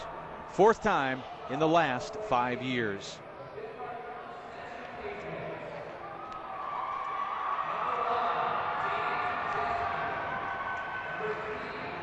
I think we're ready for the awards presentation. Number 6, Dion Volk. Number 7, Brennan Doan. Number 9, Landon Yoakum. Number 10, Dalton Feeney. Number 11, Drew Wiseman. Number 12, Chris Kraft. Number 14, Braxton Felch. Number 15, Tyler Rudolph. Number 16, Dylan Leutz. Number 17, Brandon Damagala. Number 19, Matthew Van Voorhis. Number 20, Hunter Babbitt. Number 22, Jared Fisher. Number 23, Nick Perrin. Number 24, Ryan Geselshen. Number 25, Dylan Pierce. Number 26, Dylan Auk. Number 28, Ben Kraft. Number 29, Dominic Niemeyer. Number 31, Sam Solberg. Number 34, Jacob Loris. Number 35, Jacob Sommerfeld. Number 36, Jacob Barth. Number 39, Cole Howard. Number 40, Preston Romfo. Number 41, Ty Danks. Number 44, Nick Kasayan. Number 45, Brandon Miller. Number 47, Colton Rondomsky. Number 50, Landon Schmidt. Number 51, Christian Walter. Number 54, Riley Reel. Number 55, Drew Lingle. Number 59, Brennan Frederick. Number 60, Devin Jones. Number 61, Tyler Crefting. Number 62, Adam Chausi. Number 64, Michael Dukert. Number 65, Brandon Wills. Number 66, Michael Grossman. Number 67, Nick Schmidt. Number 68, John Esslinger. Number 70, Grant Gall. Number 72, Dan Murphy. Number 74, Terrell Wagner. Number 75, Dayton Nunley. Number 76, Grant Moonley. Number 77, Tanner Crefting. Number 78, Zach Schell. Number 80, Charles Arnold. Number 81, Logan Kress. Number 82, Tyler Gross. Number 83, Justin Gardner. Number 85, Michael Shear. Number 86, Chandler Arfer. Number 87, Hunter Walsh. And number 91, Tanner Wolf. Student managers, Alex Quante, Maggie Smith, Becca Spear, and Katie Zimmer. Cheerleaders for Bismarck Century, Abby Kershaw, Maddie Brown, Beth Beyer, Caitlin Matlin, Brenna Wershart, Kylie Newman, Lainey Beisinger, Danielle Weaver, Caitlin Stockert, Kendra Glatt, and Amber Parker. Assistant coaches for Bismarck Century, Rod Breitbach, Tim Jacobson, Brad Townsend, Kent Schweigert, John Breitbach, Steve Feeney, Kenyon Wiggenbach, Pat Pringle, Todd Schwarzkopf. And the head coach of Bismarck Century, Ron Wiggenbach.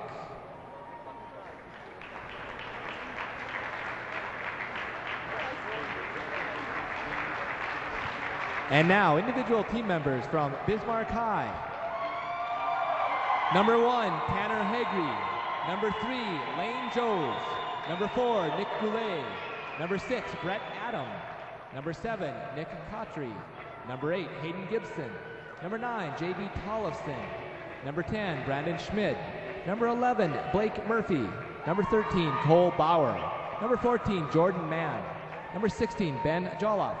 Number 17, Brody Rollis. Number 18, Jay Liggins. Number 20, Justin Schock. Number 21, Isaac Wolf. Number 23, Lee Bronigal. Number 24, Ricardo Galindo. Number 25, Colton Marquardt. Number 29, Evan Wall. Number 31, Colton Ford.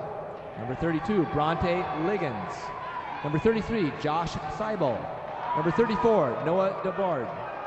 Number 35, Kelsey Keller. Number 40, Thomas Cease. Number 41, Alex Sable. Number 42, Hunter Delabar. Number 43, Terrell Wheeler. Number 44, Riley Plant. Number 45, Brennan Fetch. Number 49, Mac Nagel. Number 50, Reed Danielson. Number 51, Braden Thompson. Number 52, Dylan Scheibel. Number 54, Jake Olhauser. Number 55, Jordan Rao. Number 57, Jamie Thorson. Number 58, Luke Keller. Number 59, Jaron Olson. Number 60, Sam Neubauer. Number 62, Dustin Kuntz. Number 63, Drew Carey. Number 65, Tyler Bauer. Number 67, Tristan Hall. Number 71, Zach Schelzel. Number 72, Jaden Freet. Number 74, Preston Martin. Number 78, Jay Schaefer. Number 88, 81, Tyler Unruh. Number 82, Josh Brills. Number 83, Bo Carey. Number 84, Justin Thorson. Number 85, Jacob Schultz. Number 86, Michael Thompson. Number 87, John Thoroldson. Number 89, Tyler Claremont. Number 91, Tanner Krenz. Number 97, Willie Sam. And number 98, Stanley Jones. Student managers, Jenna Erickson, Ashley Bourgeois, and Ashlyn Bain. Cheerleaders for Bismarck High, Megan Schlossler, Caitlin Van Berkom, Paige Thomas, Courtney Schneider, Sierra Schaefer, Courtney Volen, Janice Gager, Casey Dial, Kaylee Keller, Caitlin Hervella, Toria Johnson, Emily Carson, Megan Fettig, Bailey Bowman, and Caitlin Springer. Assistant coaches for Bismarck, Dale Colby, Tim Kulsrud, Chris Clements, Brad Langang, Joel Just, Drew Thomas, Jordan Wilhelm, John Hager, Andy Prokop, Mike Kraus, and Eric Klein. And the head coach of Bismarck High, Mark Gibson.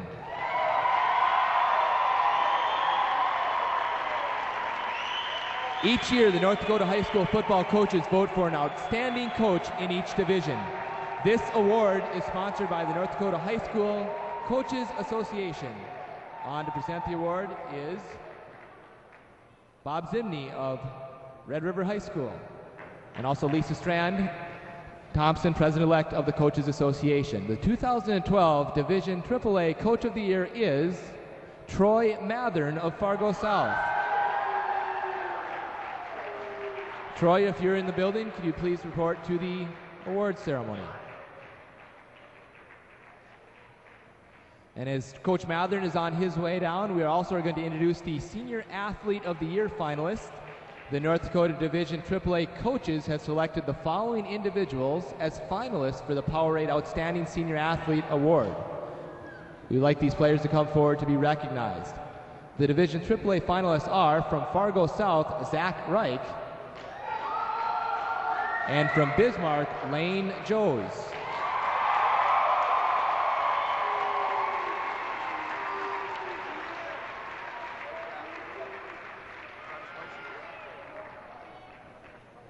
And the Division AAA Powerade Outstanding Senior Athlete is Lane Joes from Bismarck High.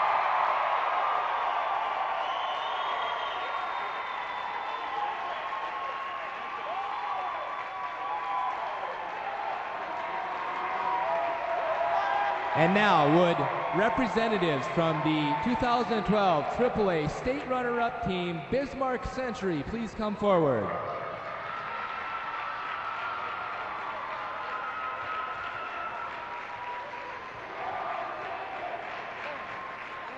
And your 2012 Dakota Bowl AAA football champions, the Bismarck High Demons.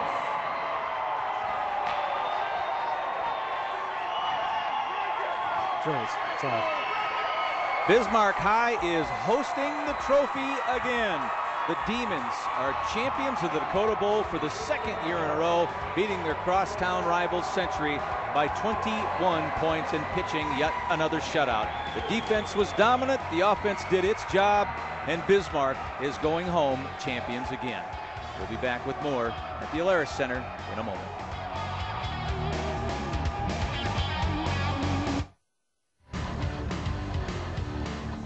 Well, this is a no-brainer. Your local Chevy dealer player of the game, number 3, Lane Joes. 1 yard shy of 200. 1 carry shy of 30. So he was definitely the workhorse back today. 29 carries, 199 yards, 6.9 yards a carry, along with 53 touchdowns. He was the offense today, obviously. For Bismarck, the offensive line was getting it done in front of him, but he made all the runs, found the end zone 3 times. 29-yarder, a 49-yarder, and a 2-yarder. The touchdown carries for Lane Joes as Bismarck wins the AAA championship. We thank everyone for watching the Dakota Bowl here in 2012 on NBC North Dakota Sports, and we congratulate one last time the champions for this year: New Rockford, Cheyenne, and 9-man, Hazen in Class A, Fargo Shanley wins again in AA, and you can say the same in terms of wins again. Bismarck High, your AAA champion. We'll load up the truck, we'll move it south to the Fargo Dome, and invite you to join us tomorrow at 2 o'clock for the pregame show as the NDSU Bison, the top-ranked team in the country, hosting the South Dakota State Jackrabbits. For Scott Westerberg, Jamal Spencer, and all of us here at NBC North Dakota Sports, I'm Lee Timmerman, thanking you for watching, and we'll see you tomorrow from the Fargo Dome. Good night.